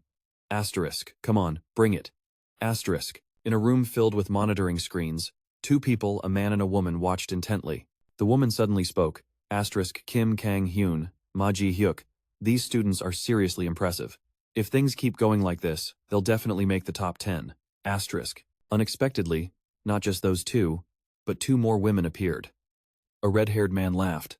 Asterisk, ha ha ha, asterisk, asterisk. But lasting till the end isn't exactly easy, right? Asterisk, the woman replied. Asterisk, by the way, no one in Senra doubts Sin Ha Jun's abilities anymore. Asterisk. Just then, someone asked for the opinion of the mentor, Go Chang-soo. He smiled gently and nodded. Asterisk, that's right. Asterisk. Asterisk, he's clearly not the type to be underestimated or eliminated. Asterisk, the woman added. Asterisk. Eliminated? Asterisk. Asterisk. He's been leading all the previous and current training exercises. He's still ahead with a significant point gap. Asterisk. As she spoke, she glanced at the ranking list on the screen, where his name stood at number 1 with an impressive 5,341 points. Even more amazing was how he exploited the Bloodclaw Hound's habits, deliberately not killing one until it called the whole pack. That was truly an extraordinary strategy. When a Bloodclaw Hound howls, the entire pack rushes over, even from miles away. Using that habit to stack up kill points, if he keeps this up, we can totally expect a win at the Olympiad. The red-haired man spoke excitedly, while the woman sitting beside him closed her eyes, smiling proudly. Scene shifts to the forest where Sin Ha Jun faces the pack. He wipes sweat from his brow, muttering, asterisk. With this spot, asterisk. Around him, Bloodclaw corpses lay scattered. He looked at them, wondering, asterisk, I probably got about 60 points. Asterisk. Suddenly, A violent tremor shook his body. Asterisk, huh? Asterisk, he exclaimed in shock. Asterisk, what's this? An earthquake? No way, the ground's moving. Asterisk, sharp ice shards began rising from beneath his feet. His eyes filled with horror as he stared at them. Asterisk, this thing is. Asterisk, in his mind echoed a roar, a giant figure like an elephant, its back covered in emeralds. It turned out to be an emerald turtle. His terrified expression slowly shifted to excitement. Asterisk, a rare monster like this showing up here? Asterisk. Sin Ha Jun quickly approached the turtle, standing right beside it. A challenging smile curled at his lips, eyes locked on the beast. Asterisk, this is the first time I've seen it up close. Asterisk. Suddenly the turtle opened its mouth and roared. Scene shifts to Oberon Academy, the evaluation tower in the outdoor training ground. In the observation room, 5 people watched. One suddenly said, Asterisk Sin Ha Jun and the emerald turtle. Asterisk. The platinum-haired guy explained. Asterisk. At first, the goal was just to escape danger, but now we're expanding options, like trainees cooperating. That's a rare monster introduced into the main training ground. Asterisk. The blue-haired woman with glasses shook her head. Asterisk. No matter how talented Sin Ha Jun is, it's tough to face that thing alone. Asterisk. Back where he faced the turtle, he realized the emerald turtle wasn't an easy opponent. The emerald turtle, an ancient reptilian monster equivalent to C-rank level 4, was famous for its insanely strong defense. Especially, it was the arch-nemesis of mages. Suddenly, the turtle roared and swung its leg, stomping hard toward him. But with quick reflexes, he dodged just in time, escaping its sharp claws. A thought flashed through his mind. If he caught this monster, he'd get a massive amount of kill points. However, its tail whipped from the side, startling him. He quickly raised his hand, creating a blue barrier wall beneath his feet. But with just one tail swipe, the barrier shattered. In the control room, the blue-haired woman spoke up. Avoid attacks by using the barrier wall as a springboard. The black-haired man watching the screen added, but the barrier isn't strong enough. In the control room, the blue-haired woman said, avoid attacks by using the barrier wall as a springboard. He thought, this isn't easy at all.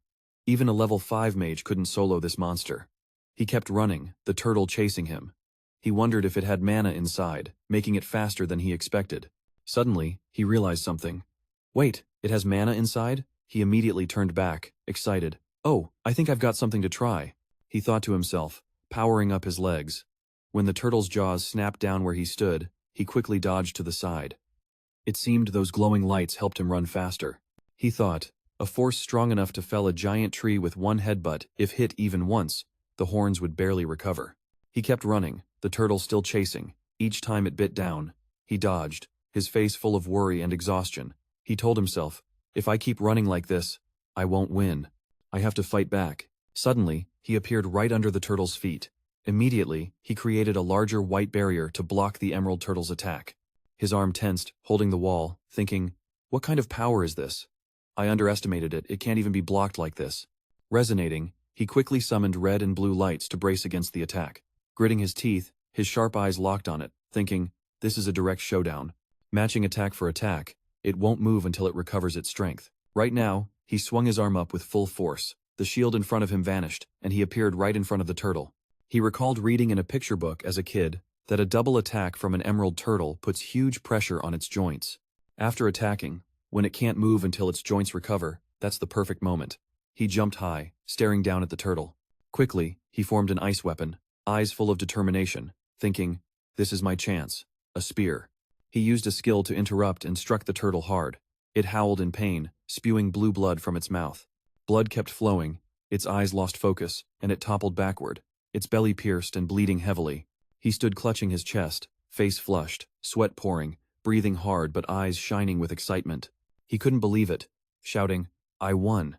The watch on his wrist sped up, instantly notifying he earned 100 points. The system announced, Sin Ha Jun received 100 points. He smirked and yelled, perfect. At the magic god's mansion, in a huge room, his image appeared on a giant TV. In front of the screen were 2 people, one standing and one sitting. The one in the chair was none other than Shin Hyuk, his father, with a proud, satisfied smile. He glanced at the man standing beside him, a scarred face, and asked, even though the emerald turtle is weak against ice magic, I still don't get how it managed this with only level 3 magic, you know? The other immediately replied, sorry, I don't know either. Seems like there was resistance, of course. Food sources are crucial in survival tests. On the screen, his image appeared, face full of hunger as he chopped the turtle with a sharp butcher knife. In-hyuk laughed smugly. I didn't raise it to be weak like that. That's true. Next, his image appeared again, now excitedly holding a large bone with 2 big chunks of meat on it, happily running. The scarred man spoke up. Ah, master, may I ask something? In-hyuk asked, what is it? The man asked, why is Ha Jun acting so boldly? Clearly, if you consider Ji-han and Seha's surveillance actions, you'd see those moves were toxic. In-hyuk replied, those were all intentional actions. The man answered, yes. He explained, in the past, when magic was restricted, Ha Jun was naturally excluded from the clan battles, and as a result, his status in the clan has been pretty rough lately. If he's gained a powerful strength, he's also made significant progress in magic. 2 months before the Olympic competition, he requested protection from harassment by his seniors, aiming to stand out and do something extraordinary if possible. It planned to grab the world's attention and boost its status within the clan, building power as fast as possible. After 2 months under protection, it's sure Ji-han and Seha's surveillance is no longer a threat, definitely a decisive player. Back at Sin Ha Jun's spot, he was focused on grilling 2 emerald turtle meat slices, eyes sparkling with joy at the thought of the feast. Tai gently sprinkled some seasoning on the meat, muttering, add a bit more flavor. The night sky was filled with stars as Sin Ha Jun, cloaked, sat on a tree trunk, holding a small piece of meat, facing the crackling fire. Remember the contest announcement? On the first day of survival training, from 11 p.m. to 1 a.m., all fights are strictly banned. Holding the meat, Sin Ha Jun's eyes flickered with thought. He knew this rule was for safety. But if we make things too easy for the trainees, it'll stray from the original rules, and their skills won't improve much. In some countries, outdoor training schools have way stricter rules than this academy, and that needs to change. Luckily, this time we're allowed to bring magical tools, so it's clutch that I can recover stamina thanks to Master's cloak. After thinking it through, he relaxed, took a bite, and said, all right, that's done. After finishing, Sin Ha Jun rubbed his belly, chuckling softly. I'm stuffed. Suddenly, he sensed someone behind him and turned around, alert. It was Seon-chan and Adela standing there. Seon-chan called out, Sin Ha Jun. Surprised, Sin Ha Jun thought, Seon-chan and Adela? They approached and sat by the fire with him. He asked, weird, how did you two escape the forest together? Adela replied, we fought until past Subless a.m. Seon-chan added, we didn't argue at all, I got wrecked hard. Hearing that, he rubbed his chin, thought a moment, then said, so the match ended at 11 a.m. You probably bailed because of the delicious smell, huh? Seon-chan snapped his fingers, grinning. You nailed it. Both stared hungrily at the big piece of meat, mouths watering. Seon-chan asked, wow, that smell is fire. When are you sharing with us? He looked at them, a bit shocked, and asked, you're not leaving? Adela said, that's my meat. They both gave him the most pitiful looks. Seon-chan said, hey, it's not just yours, it's ours too. Adela chimed in. Right? Hearing their whining, he closed his eyes, sighed helplessly, and said, fine, I'll share. You should try some. They cheered like they'd been waiting for that moment forever. Seon-chan held the meat, eyes closed, grinning excitedly. This smell is insane. Adela held a smaller piece, eyes sparkling, cheeks flushed. Thanks for the meal. Seon-chan happily bit into his piece. Adela satisfied with her bite. When you're starving, food like this is legendary. They kept praising, isn't it delicious? Yeah, it's seriously fire. Hearing their compliments, he felt proud, imagining himself as a famous chef, nodding in approval. After finishing her piece, Adela stared at the remaining meat and asked, isn't this bear meat? Honey bear is a forest monster, and its meat tastes amazing when grilled. Hearing this, he replied, huh? No, it's not. She said, in this training zone, only 2 monsters have edible meat, honey bear and emerald turtle. Others are either poisonous or tasteless. Suddenly, she seemed shocked, staring him down. No way, you hunted an emerald turtle? He calmly replied, yeah, 3 days ago, out west. Mr. Tran, chewing loudly, exclaimed, for real? I've only seen emerald turtles online. How'd you hunt it? He was scolded. Hey, don't talk with your mouth full. But Mr. Tran kept chewing and said, as expected, you're legendary. Adela was a bit embarrassed by his words but stayed silent. After a moment, she said, I've never heard of a mage under 5 rings hunting emerald turtles. His eyes were serious and full of doubt. He softly replied, it's... Then he immediately described how he defeated the turtle. He swung his arm and shouted, boom, fire. A blazing pillar of flame shot up high. Mr. Tran, sweating from the heat, widened his eyes staring at the fire pillar, while Adela gasped, 3 magic circles. Elite. He stood there with his back to them, keeping the fire pillar alive. Adela yelled again, "No way, transformation magic." 6 elite circles. He retracted the fire pillar, glancing at them indifferently. Both looked at him with admiration and awe. Mr. Tran said, "Oh, unbelievable." Adela added, "It really can be consumed." He was helpless at their reaction, thinking, asterisk. With the master's technique, even just 3 circles, but asterisk. Mr. Tran asked, "Any other choice but to keep it secret? By the way, how did you win? You aimed for the turtle's head?" He replied, "No, I just stabbed through it from the shell." Mr. Tran shouted in shock. "What?" Then asked, "Does that even make sense?" He crossed his arms, smirking lightly. "That's exactly what happened." Mr. Tran said, "It's being live-streamed from a drone owned by the Academy, so you can watch the replay after it ends." He smirked. "Nah, I think he'll watch it first, right?" Mr. Tran looked at him puzzled, while Adela smiled knowingly without saying a word. He spoke with pride. "Tomorrow we fight, fair and square." Mr. Tran excitedly waved his arms, shouting, "Oh man, we can't beat you." Adela closed her eyes slightly and smiled softly. "Good. Then good luck. I have something to show you too." As she spoke, she gently placed her hand on her chest, eyes opening to look straight at him, small shards of ice appearing around her. The second day of the survival test began. In the monitoring room, the group sat glued to the big screen, eyes fixed without blinking. The narrator guessed, only 2 hours left before the survival circle shrinks. Now only 4 remain. Who will stand at the top of this brutal battle? Sin Ha Jun walked through the forest, hands in his pockets, eyes focused ahead, steps relentless. Suddenly, something appeared out of nowhere. He immediately sensed it and glanced back. Instantly, he used Wind Spear. Gusts of magic transformed into sharp spears flying straight at the target. A slight smile formed on his lips as he muttered, asterisk. So we're back to the supernova stage, huh? Asterisk. Suddenly, a figure landed from above onto a large tree canopy. It was a muscular young man right above Ha Jun's head. Without hesitation, he threw a powerful punch down at him. Ha Jun gritted his teeth and quickly dodged the attack. But the opponent didn't stop, relentlessly attacking. Too fast. The opponent swung a kick at him. Ha Jun ducked, avoiding the blow. He planted his hand on the ground, looked up at the opponent, gritting his teeth, thinking, asterisk. This is just the beginning. Close combat is what I fear most.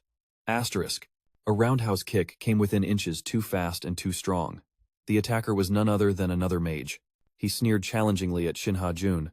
"Running into me here is your bad luck." Ha Jun immediately recognized him as Yi Sang-guk, a famous close combat mage. He didn't hesitate to reply, "Sorry about that, but I think you're the lucky one." Morning at Oberon Academy, the atmosphere was tense. Sang-guk, arrogant, left after knocking out a student who lay motionless on the ground, eyes rolled back. Female students watching blushed and whispered, "That's Yi Sang-guk, his body enhancement magic is seriously the strongest." All within Ha Jun's sight. Suddenly, Sang-guk glanced at him. Ha Jun thought, asterisk. For 2 years, he's been one of the top 2 fighters here. Asterisk. As expected, a body enhancement magic showdown between him and Sang-guk was about to happen. Ha Jun felt no fear. Instead, he was excited. He told himself, he's not an easy opponent to beat. Clenching his fists, Ha Jun slowly cast his magic, determined to fight close combat with him. He raised his fist, charging forward with enhanced strength. Sang-guk smirked disdainfully. A direct and fair fight, impressive. At Oberon Academy's outdoor training area, in the evaluation room, everyone watched the fight between Ha Jun and Sang-guk on the big screen. Both kept throwing punches and dodging.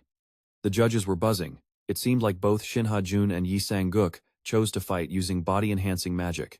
Someone spoke up, "This match clearly favors Yi Sang-guk. For the past 2 years, his combat skills have been top tier. He even won the International Youth Body Enhancement Magic Championship." In Hyuk, Ha Jun's dad, calmly replied, "But if you consider yesterday's Emerald Turtle match, Sin Ha Jun's abilities can't be underestimated." Back at Ha Jun's spot, he kept dodging Sang-guk's hand attacks. His eyes widened as he started casting the kneeling eye technique. Ha Jun could clearly sense every move Sang-guk planned, seeing his mana pool and how it was focusing on enhancing his fists. He looked down and saw Sang-guk's knee joint glowing. No, it was moving down to the lower knee. Instantly, Ha Jun activated his shield, breaking the footwork and nullifying Sang-guk's knee strike. Though confident, his shield cracked. Ha Jun thought, just as expected, that kick packed a punch. Using a magic shield could push him back. Then he shattered his own shield, surprising Sang-guk. Sang-guk wondered, destroying the shield too? He'd never seen this magic before. Is this really the return of a genius mage? Sang-guk got hyped immediately. The rumors weren't fake. This is getting interesting. Ha Jun kept attacking, and Sang-guk dodged again. He thought, but I've got my pride too. I won't lose in close combat, he smirked. Ha Jun raised his hand, thinking, now's my chance. His 5 punches slowly gathered mana, then he slammed them straight into Sang-guk, who tensed up and instinctively crossed both forearms to block. Ha Jun sweated, wondering, what? The judges were stunned. No one expected that punch to land. Only In Hyuk wasn't too surprised. Sang-guk then kicked Ha Jun's midsection, but Ha Jun quickly flipped away. He maintained his offensive stance, thinking, did he see that move? His combat instincts weren't bad, even excellent. If I fake a fire magic attack, even with his defensive magic, his hands will still get hurt. Acting on it, Ha Jun launched a fire strike, making Sang-guk grit his teeth. Both his hands were badly burned, hanging limp and smoking. Seizing the moment, Ha Jun dashed forward, fist raised. It caught Sang-guk off guard too fast. Sang-guk used the old block again, crossing his forearms. Ha Jun, too familiar with this move, smirked. Ha, you're gonna block again? He immediately fired another fire strike, forcing Sang-guk to defend against the magic attack, while Ha Jun swiftly slipped to his side, saying, your flank's wide open.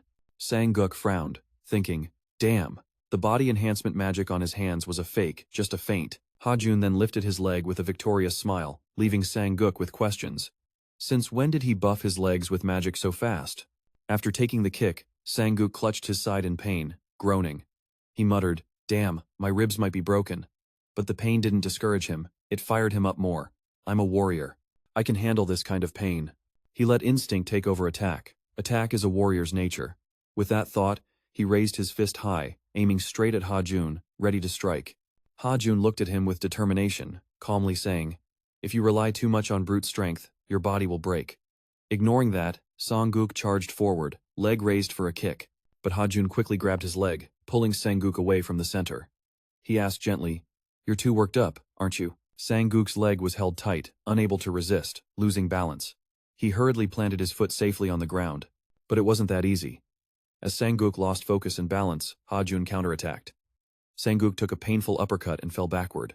Ha Jun's face darkened, foaming at the mouth, eyes wide, then he exhaled in relief. He analyzed slowly at that moment. Sang-guk focused all his mana under his chin to minimize damage. Looking at Sang-guk now, he looked no different from his past opponents just lying on the ground, useless. Ha Jun smiled, wiping sweat with his sleeve. As expected, Sang-guk's combat instincts were excellent, not just in offense, but defense too. He really wasn't easy to deal with. Then he activated his two-way screen watch. It showed he gained 100 points, along with a congratulatory message. Night quickly falls, the surrounding forest shrinking under a ring of light. Ha Jun checks his watch, frowning slightly, only 3 left. Then he mutters, tense, no. Now just 2 remain. Suddenly, a familiar figure approaches. Evening. The night's looking great, huh? The second person is none other than Adela. Ha Jun is about to fight her, like history repeating itself. Inside the Shin family's high-rise building. On the big screen, footage of the battle between Ha Jun and Sang is playing. ZA and Jihan sit at the table, watching intently. ZA grumbles, no way. In a nationwide academic test broadcast live, someone like him ends up the last survivor. We didn't interfere, but clearly he's out of control now. She nervously bites her nails. If this keeps up, Ha Jun will become the heir again. No, this can't be accepted. Being treated like this is unacceptable, right bro? Jihan silently looks at ZA, who frowns and snaps. Say something already. He took down that emerald turtle alone. How could he beat it? This is a live test, not just online. Dad definitely saw it too. Our whole family did. ZA slams the table, standing up, unable to hold back anger. Jihan sighs. ZA, please calm down a bit. No. How can I stay calm with this? ZA's eyes widen in shock. Jihan's gaze turns cold, warning. He raises his hand, making ZA step back scared, stammering and trembling. I'm sorry. I'll shut up. Please don't punish me. Jihan smirks. Punish you? Then he laughs gently, ruffling ZA's hair, pretending to be kind. What are you talking about, ZA? Why would you punish me? ZA looks up, but Jihan's smile turns terrifyingly angry. Are we even siblings? He pulls his hand away, covering his face. ZA kneels, voice shaking.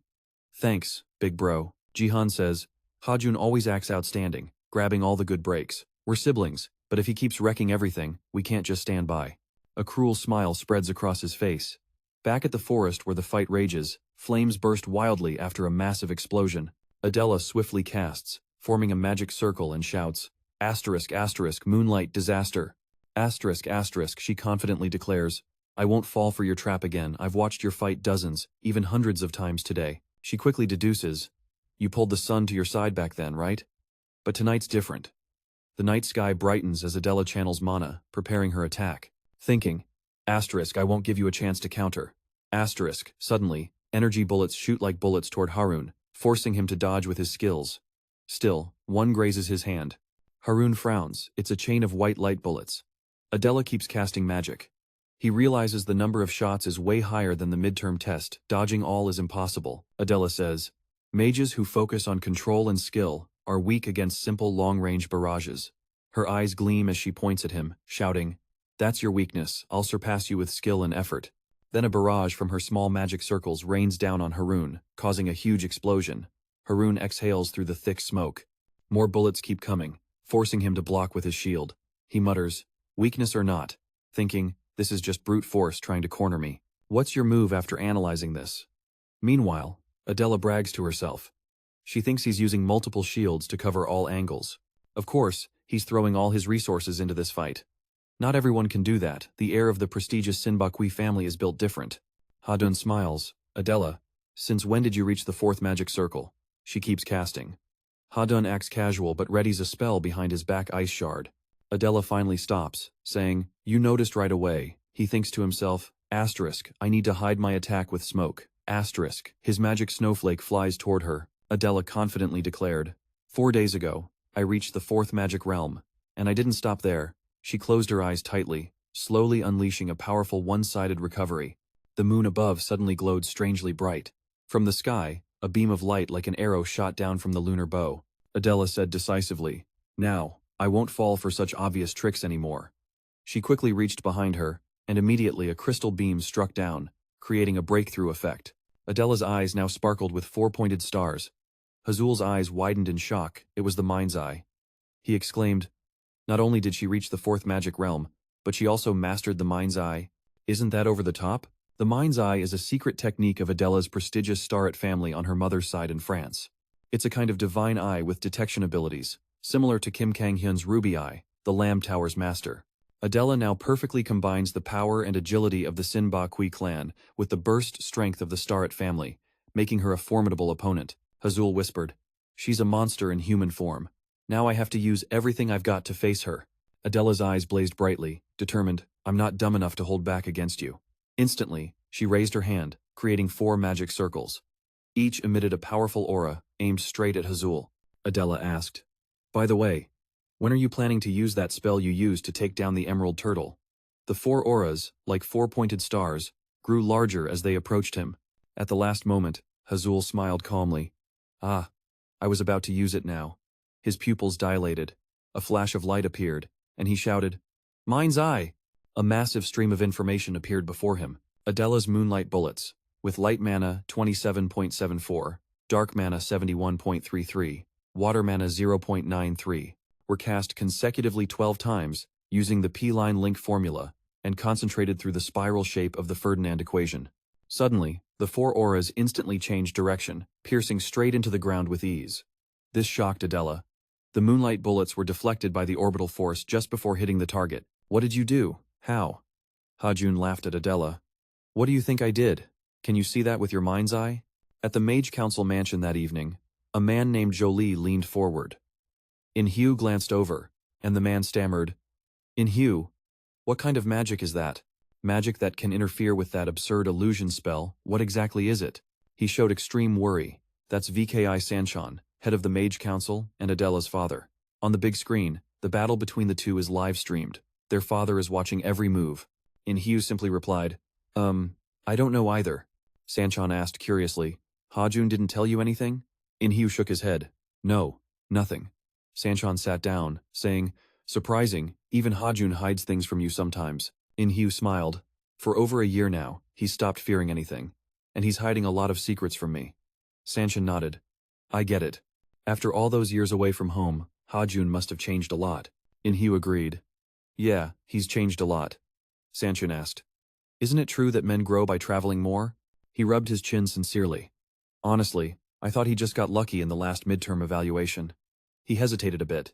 In Hugh, I thought Ha Jun would shine briefly, then fade away. In Hugh didn't deny, but agreed.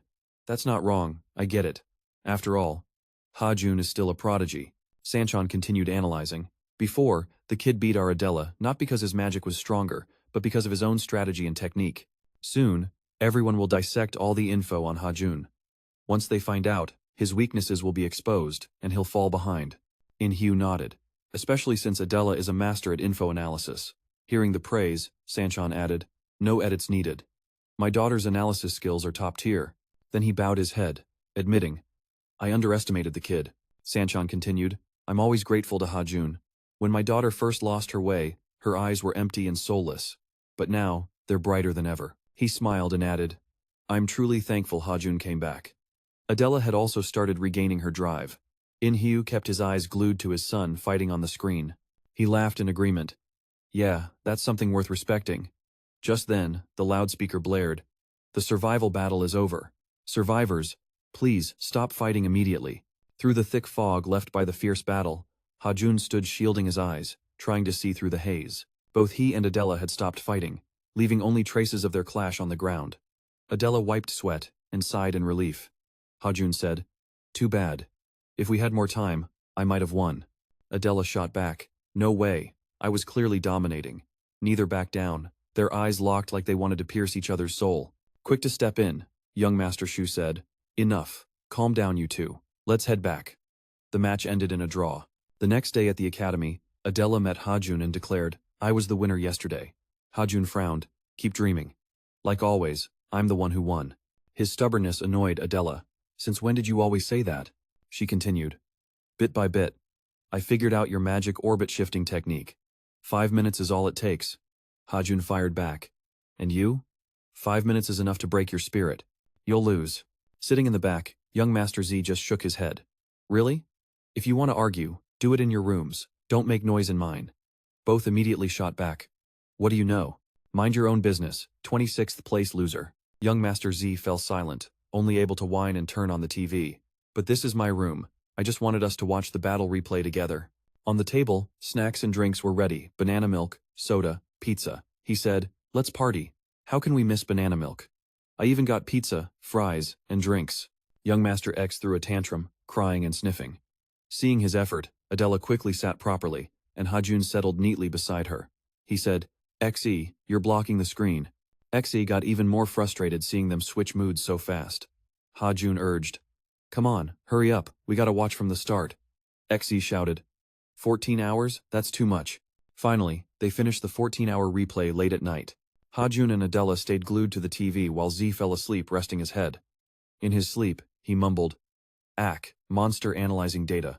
Adela chuckled softly. Ha Jun asked curiously, what's so funny? She quickly covered Z with a blanket for better sleep and said, it's just too funny. Done. She sat back on the bed and said, watching a 14-hour analysis video is brutal. Ha Jun laughed. That's rough, Adela added. Honestly, I thought he'd give up and run halfway through. Adela smiled warmly. You've got a really good friend. Ha Jun proudly said. To me, he's the best friend ever. Super good. Suddenly, Adela looked regretful. I'm sorry. Ha Jun was surprised. What's up with you all of a sudden? Adela replied. For a whole year, I pretended not to know him, trying to keep distance but also holding on. Now, I see all those choices were wrong. I'm sorry. Ha Jun smiled. Why apologize? I was the one ignoring your signals, the one who chose to keep distance, Adela said. Don't worry, I also chose to keep distance at first. Ha Jun looked at young Master Z and said, this shocked Adela big time. Even Z was awakened by the bombshell. He jumped up, awkwardly asking, Jiao, is what you said true? Adela startled. Ah, you're awake? Since when? Ha Jun sighed. He's been awake a while. It's okay. It's okay. Ha Jun added, I'm not the same me from a year ago. I have new power. Both Adela and Z were amazed. He continued. And reliable friends. I have something to show you both. Then he spread his hands, slowly forming a magic energy orb. No way, that's it. Z gaped. Impossible. In Ha Jun's hands, this is a magic energy orb called Moonlight Bullet. Ha Jun smiled. Yep, this is my magic. Z stammered. So your magic can target the opponent's magic formula? Ha Jun confidently told Adela. Exactly. I also have the divine eye, which can see through magic formulas. Adela asked in surprise. Divine eye? So that's how you knew my secret? Ha Jun nodded. Yeah, usually secret arts aren't shared outside the clan. I analyzed and developed this myself. Of course, I observed it many times up close to see if it worked. Adela kept wondering. So how did you pierce through the fly's shell? Ha Jun explained. Also using transformation magic, I interfered with its shell and weakened its durability. That shell is actually made of magic. Adela said. No doubt, you're a monster. Ha Jun immediately asked. No need to explain again how I bent the trajectory of the moonlight bullet, right? Adela thought for a moment, then said, if the condition to use interference magic is to fully understand the opponent's magic, then you didn't use interference from the start because you couldn't. In this fight, you focused entirely on using the moonlight bullet, which allowed me to analyze the mana. Of course, if you used it alongside other spells, it would be harder for me.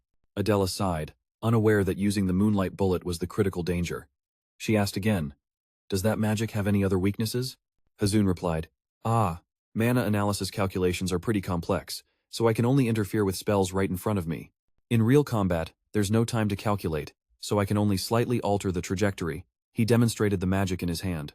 Adela drew a spell line to illustrate and asked, what about rotating the opponent's magic 180 degrees and reflecting it back? Ha Jun just said, not enough time, so that's impossible. Hearing this, Adela expressed regret. Really? That's too bad. If you could counter like that, it would be insanely effective. But even now, it's already an OP spell. Suddenly, Mr. Chan's car cut in. Hold on, hold on. He was furious, leaning toward Ha Jun and shouting, sit tight and listen, pause for a sec. Why the hell are you casually revealing all these insanely strong spells? Ha Jun asked curiously. You don't get it? Even Adela turned to him. You don't know? That's making Mr. Chan sweat, huh? What are you guys talking about? I don't get any of this. Ha Jun and Adela said in unison. Olympic. At that moment, Mr. Chance realized the key point and said, I'll take you guys to the Olympic, so help me out. Immediately, he called out wide-eyed, Ha Jun! He raised his hand, but Ha Jun replied right away, you go first, Mr. Chance. Mr. Chance bowed his head, a bit hesitant. Adela can handle it, but I don't have the skills to join such a big tournament. Even third-year students participate, huh? I mean, second-year students might manage, but with 7 classes of third years, getting a spot at the academy is tough for me. Don't worry, it's all good. Ha Jun suddenly turned intimidating but warned, no matter what happens, I'll make sure you get in. Understanding the threat behind the words, Mr. Chance flinched and backed off in panic. Adela smiled and said, despite many limits, interference magic will be like a trump card, even in a decisive match, where you have to protect your magic stone while attacking the opponents with the Great North, invading bases and stealing their flags. That's a siege battle. Hearing this, he immediately replied, exactly. In decisive matches and siege battles, that's basically cheating. Adela asked, surprised. That serious? So, do you have any other hidden cards? Ha Jun just smiled confidently. Of course. That night, Ha Jun returned to his apartment. He wore Baitenio's cloak and held the Y-dress book. Flipping through the pages, he softly said, done. Then he placed his hand on the page and said, let's go. Instantly, a brilliant light burst from the book, accompanied by glowing magical symbols. Mimir looked at him with surprise and called out, oh, air. Ha Jun smiled, wearing the cloak, and replied, I'm here, Mimir. She pointed at him, smiling. You're later than I thought. Don't tell me you didn't get first place. Ha Jun lifted his chin confidently. Of course, first place. The score from the battle with the Emerald Turtle was the deciding factor. Remember when I said I'd win gold in a competition? Mimir nodded. Ah, I remember. The Olympic, right? He smiled softly. Right. I also told my friend about that and about interference magic. Mimir continued. Really? But didn't you say it'd be better to master interference magic before telling them? You told them too soon. Ha Jun laughed. No, I told them at the right time. But of course, no way. You've mastered interference magic already, huh? She showed admiration. Air, you're amazing. Ha Jun nodded. Yeah. So can you find me some books on destruction magic? He reached out. 3rd rank spellmaster. Destruction, it's time I step into this field. He clenched his fist, eyes full of determination. Later, back in the real world, Ha Jun got a call from Kang Hyun. He answered, yes, Tower Master. Kang Hyun on the other end said, Ha Jun, I watched your test video. Unbelievable, you managed to beat the Emerald Turtle all by yourself. Hazun laughed, excitedly replying, "Haha, just lucky, really." Kang Hyun continued, "Think about it. You fought evenly with Adela, who's reached level 4. How did you break through that emerald turtle's shell?" Kang Hyun chuckled. "Oh right, I also saw Adela's moonlight bullet veer off course. At first, I thought it was a mana distortion field, but it wasn't." Hazun hesitated. "Master, honestly, I can't share the details of my magic." Kang Hyun laughed out loud. "Haha, I got too hyped. My bad, my bad. You don't have to answer. A mage has the right to keep their secrets," he added. "But Hazun, your magic is seriously impressive. I'll figure it out myself." Then Kang Hyun suddenly remembered, "Oh, by the way, I contacted you to update on the magical elemental item you requested earlier." Hazun asked, "Good news or bad news?" Kang Hyun smiled brightly. "Good news, everything's ready. Now it's time to get serious." Kang Hyun was currently in the lab, the magic stone placed on the experiment table. Hazun was surprised. "Really? Everyone seems a bit overexcited. We can take it slow." Kang Hyun immediately started a video call, panning the lab, winked at the camera and said, "No way, everyone here's a dedicated craftsman. They can't resist the pull of a fresh mana stone." He saw the results just as expected, smiling to himself. Asterisk, just as predicted. They must be pushing themselves to the limit. Asterisk, Kang Hyun continued, "You don't need to worry about the crafting." Hazun replied, "Thanks, I'm really looking forward to this." Kang Hyun added, "All right, see you next time." Hazun suddenly interrupted. "Ah, wait, I have a request." This made Kang Hyun think of Master Smith and ask, "A request? Is it about compensation for the Lang Smith incident?" Hazun answered seriously, "No, that depends on the Master's decision." Kang Hyun excitedly said, "Is that so? Interesting. I wonder what proposal you'll make this time. Tell me." Hazun explained, "For this year's Olympic exam, I need craftsmen from the Blue Tower to be assigned as engineers for the national team." Hearing about the competition, he pursed his lips, sweating. Asterisk, a 5-star mage? You're really going up against one? Asterisk. Still holding the magic spellbook, he replied, "Phew, that's the Master's order." Hazun clenched his teeth, wondering. Asterisk, did I underestimate this? Asterisk. Kang Hyun asked his opinion. "You want our craftsmen to officially become engineers for the Olympics?" He simply replied, "Yes." But outside, he smiled and said the final answer was, "I refuse." This made Hazun even more awkward. He thought to himself, Asterisk, no doubt, this isn't an easy request to accept. Asterisk. Kang Hyun suddenly added, "That said, if you Hazun win a one-on-one match against a level 5 mage, we'll talk further." This made him sweat bullets, only able to answer, "All right." Kang Hyun continued, "You know there are 2 level 5 mages competing in this year's Olympics, right? It's not that I doubt your ability, Hazun, but deploying our craftsmen requires a huge budget. Taking on such a big commitment just for honor is tough." Hazun fell silent after hearing this. "Show us solid proof that you can win the gold medal at the Olympics." Mimiya on the other end spoke up. "So, do you have a plan yet?" No matter how he thought about it, as the current heir, beating a level 5 mage was impossible. Hazun said, "So I got a grace period of about 10 days. She was surprised. "You plan to master a countermeasure and finish the match within that time?" He replied, "Well, if there's a countermeasure, somehow it's doable." Mia said, "But mastering it in just 10 days isn't easy. Do you really need to go this far just to get the Blue Tower to send an engineer?" Sitting on the other side, flipping through books, he said, "Of course, otherwise it's meaningless. The only person in the country who can adjust and customize Olympic-approved relics from the Blue Tower." Hearing this, Mimiya murmured, Asterisk, that's legit fire. Asterisk, she added, "There's at least a 10% performance gap between relics made by regular craftsmen and those made by Blue Tower craftsmen. Besides, the only people right now who can adjust the light magic elemental artifacts are from the Blue Tower, since the artifact's performance difference determines the win rate in the tournament. So, we really need their support." Hazun replied, "Yeah, we have to get them involved."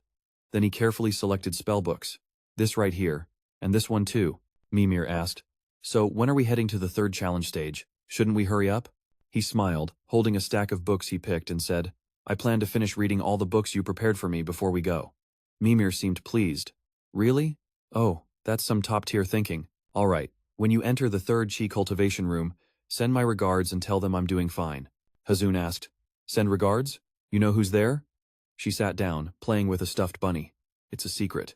Mimir hugged the bunny tightly, warning, "Knowing in advance spoils the fun." Dinner at the Sin family skyscraper.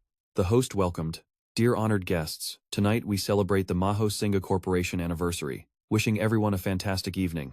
Amid the lively atmosphere, everyone kept chatting, definitely the chairman. In another corner, Ji-han was being praised by a guest. At this point, it's safe to say the chairman is almost certain to become the next head of the Majo Singha family. Ji-han smiled lightly.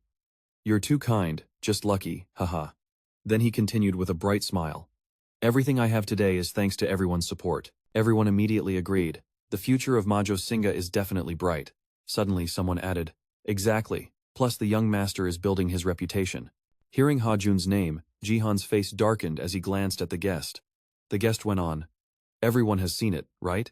Who would have thought he could single-handedly take down an emerald turtle? A genius is always a genius, right? At this, Ji-han's hand holding his wine glass froze. The guest continued. Did you see him fight Adela, who reached rank 4, facing the mystic moon art, the secret technique of the Qinghu family, and still holding his own? Truly impressive. After witnessing that, who would dare say he's unworthy? If his face was covered, people would think it was a real adult-level magic duel. Listening to the guest rave about Ha Jun, Ji-han felt left behind. The crowd shifted focus to the young Shin heir. I'm really looking forward to Ha Jun's participation in the Olympics. Me too. The family head is extremely pleased with Ha Jun's performance. Ji-han stood frozen like a statue, the name Ha Jun echoing in his ears. His expression darkened. Those words felt like a final blow to Ji-han's glory. At this rate, it looks like the heir position might be snatched by his idle younger brother. He cursed silently. Ugh. So noisy. Bad childhood memories flooded back. Ji-han had always looked at his younger brother with envy. That guy, they just say whatever they want about him. I hate it. What I hate most is you, Sin Ha Jun. Thought I had you down for good, but here you are crawling back. After the conversation ended, the guests noticed. Where did the chairman go? When did he disappear? On the table lay a shattered wine glass. Ji-han left the party he caused, storming up to the rooftop with a scowl. He yanked his tie hard, stood by the railing, muttering bitterly. This isn't good. Can't let this slide. That damn guy has to die. The thought of his brother's death oddly excited Ji-han. There, Ha Jun sat on the sofa, focused on reading. Around him was a space filled with countless books. After finishing the last page, Ha Jun closed the book and said, Done. Mimir, sitting at the drawing table, asked, You finished reading already? Ha Jun nodded. Yeah, if that's all. I think I'm done. Mimir cheerfully continued. So, you finished reading the destruction spell books. Did you understand anything new? Ha Jun quickly replied. Not at all. I still don't get it. Mimir didn't give up, asked again. At least you've passed the vague stage, right? Ha Jun thought for a moment, then answered. I can grasp some of its structure. Mimir raised his sketchbook, explaining. It's normal not to understand. Like telling someone without wings to flap and fly, they just won't get it. Right now, since you haven't met the necessary conditions, you can't understand the destruction technique. Ha Jun chuckled softly. Your drawing is a bit confusing, but I get what you're trying to say. Mimir grumbled. That's a rare skill. Ha Jun pondered. Those conditions. So to meet them, my only option is to enter the third trial, right? Mimir nodded. Exactly, all the answers lie there. Ha Jun was a bit doubtful. But the person you asked me to greet, is that the one who teaches the destruction technique? Mimir crossed her arms, sweating slightly. If you're curious, go find out yourself. You've already read all the books. Ha Jun pressed on. Then can you tell me if there's some kind of restriction stopping you from talking about the third trial? Mimir smiled. It's not a restriction. Remember, someone special said, we made a private promise. Ha Jun returned to the real world. Full of questions, what promise could she have made that keeps the third trial a secret? He set Mimir's book down, then picked up the Y-dress book, muttering, so that's the reason. The pages of the Y-dress book began to glow. Ha Jun placed his hand on the magic circle drawn on the book, and instantly, grass and plants started to sprout and grow. Branches shot out from the pages, growing huge and dense, wrapping around his body. Though uncomfortable, Ha Jun was determined, once I get this, I'll understand. He closed his eyes and immersed himself in the plants. After just a month, Ha Jun was transported into a forest. He was amazed. Before him was a vast ancient forest with absurdly huge trees and thick grass. Ha Jun looked up, thinking, this isn't an ordinary forest. These trees are ridiculously massive. Where exactly am I? He analyzed himself. He thought he'd enter some strange space like before, but there was no guide, no master's voice. Impossible. Ha Jun started moving deeper into the forest. As he walked, he muttered, could this entire forest be the trial? Standing atop a mountain, he surveyed the majestic landscape below. Ha Jun laughed, unbelieving this is seriously broken. He turned back to the forest, thinking, Master's technique is truly beyond imagination. The further he went, the wider the forest seemed. He told himself, no matter how far I go, there's no end in sight. When he reached a stream, the scenery was breathtakingly beautiful. He wondered, what kind of test is this? Suddenly, a chaotic glow filtered through the leaves, shaking the whole forest. Ha Jun's eyes widened in alarm. Earthquake? No, this is. His instincts warned him something was wrong, that something was staring right at him. Slowly, Ha Jun turned his head, eyes full of fear. Before him stood a gigantic prehistoric monster, staring him down. Its body was covered in steel-hard red scales. Its tail resembled a scorpion's, with long claws. Ha Jun frowned, thinking, this is insane, it's so close and I didn't sense a thing. Its armor like scales, claws, and fangs sharp as swords. No doubt, this was a disaster-level, unranked drake. Ha Jun froze stiff, thinking it was just a legendary creature. Defeating this thing is the test, taking it down is the goal. That's impossible, his face drenched in sweat. Ha Jun could only think, unable to speak or move. Even a slight breath stirred the mana around. This thing was on a whole different level from any monster he'd ever faced. Ha Jun frowned. It looked at him like he was just a chunk of mana, a tasty snack. Could he escape? His forearm twitched. The monster noticed the water's ripple, watching closely like a hunter. Ha Jun thought carefully before deciding no way. Even at my current speed, I can't outrun a drake. But the bigger problem is I can't move. If it charges, I'm done for. Ha Jun observed closely. Wait, why isn't the drake moving closer? He wondered, facing it. Ha Jun voiced his doubt. Is something holding it back?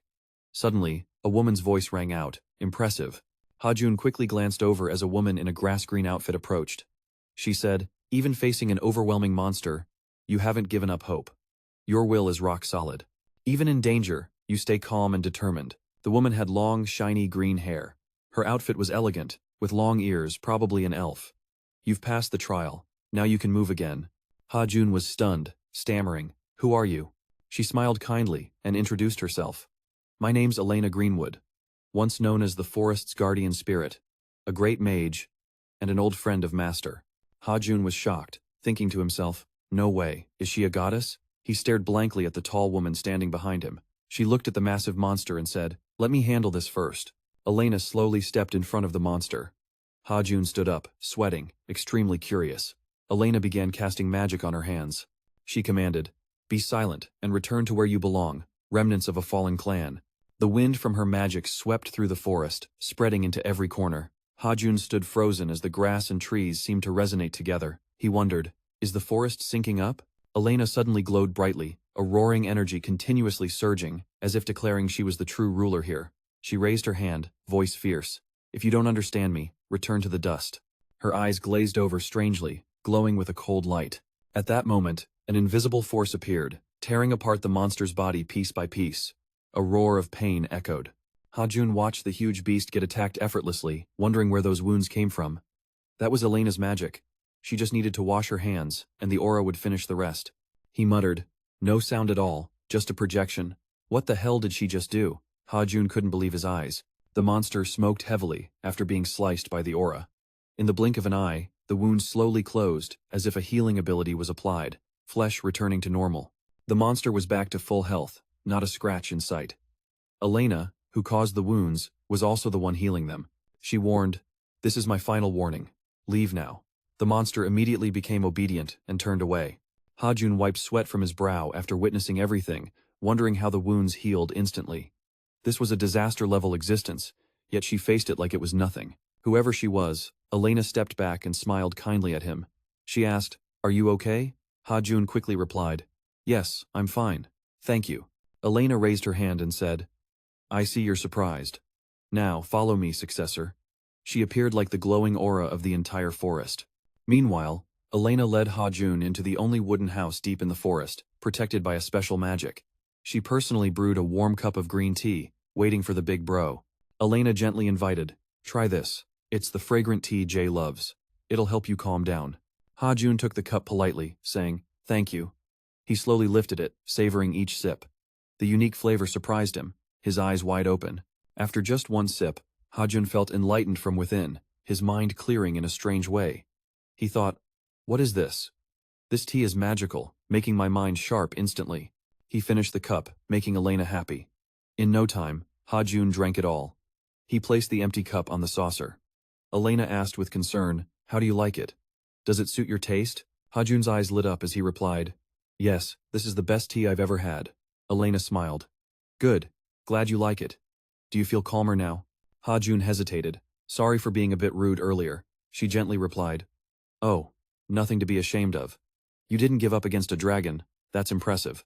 Ha Jun thought, "So it really was a dragon. I definitely couldn't escape it." Elena explained. "Though it's the strongest creature in this garden, it doesn't dare come near my territory. But maybe earlier it was attracted by something." Ha Jun curiously asked, "Attracted by what?" Elena raised her hand. "The dense, pure mana in your body is like a juicy bait to that dragon." She sighed and continued. "In its eyes, you're a delicious delicacy. Hunger and craving overwhelmed its fear of me." Hearing Elena's detailed description, Ha Jun broke out in a cold sweat. She smiled with narrowed eyes and asked, "Any other questions?" Ha Jun hesitated. "Is this really inside the Idra's book? It feels so real, nothing like being inside a book at all." It took 15 minutes to walk from the dragon's spot to her house. This forest is huge, totally different scale from the previous test pages. "So where exactly is this place?" Elena calmly replied. "This area spans from page 214 to 232 inches Idra's book, part of the third test page." Hearing that, Ha Jun was amazed. "So that dragon was an illusion created by magic?" He jumped up, asking straight to the point.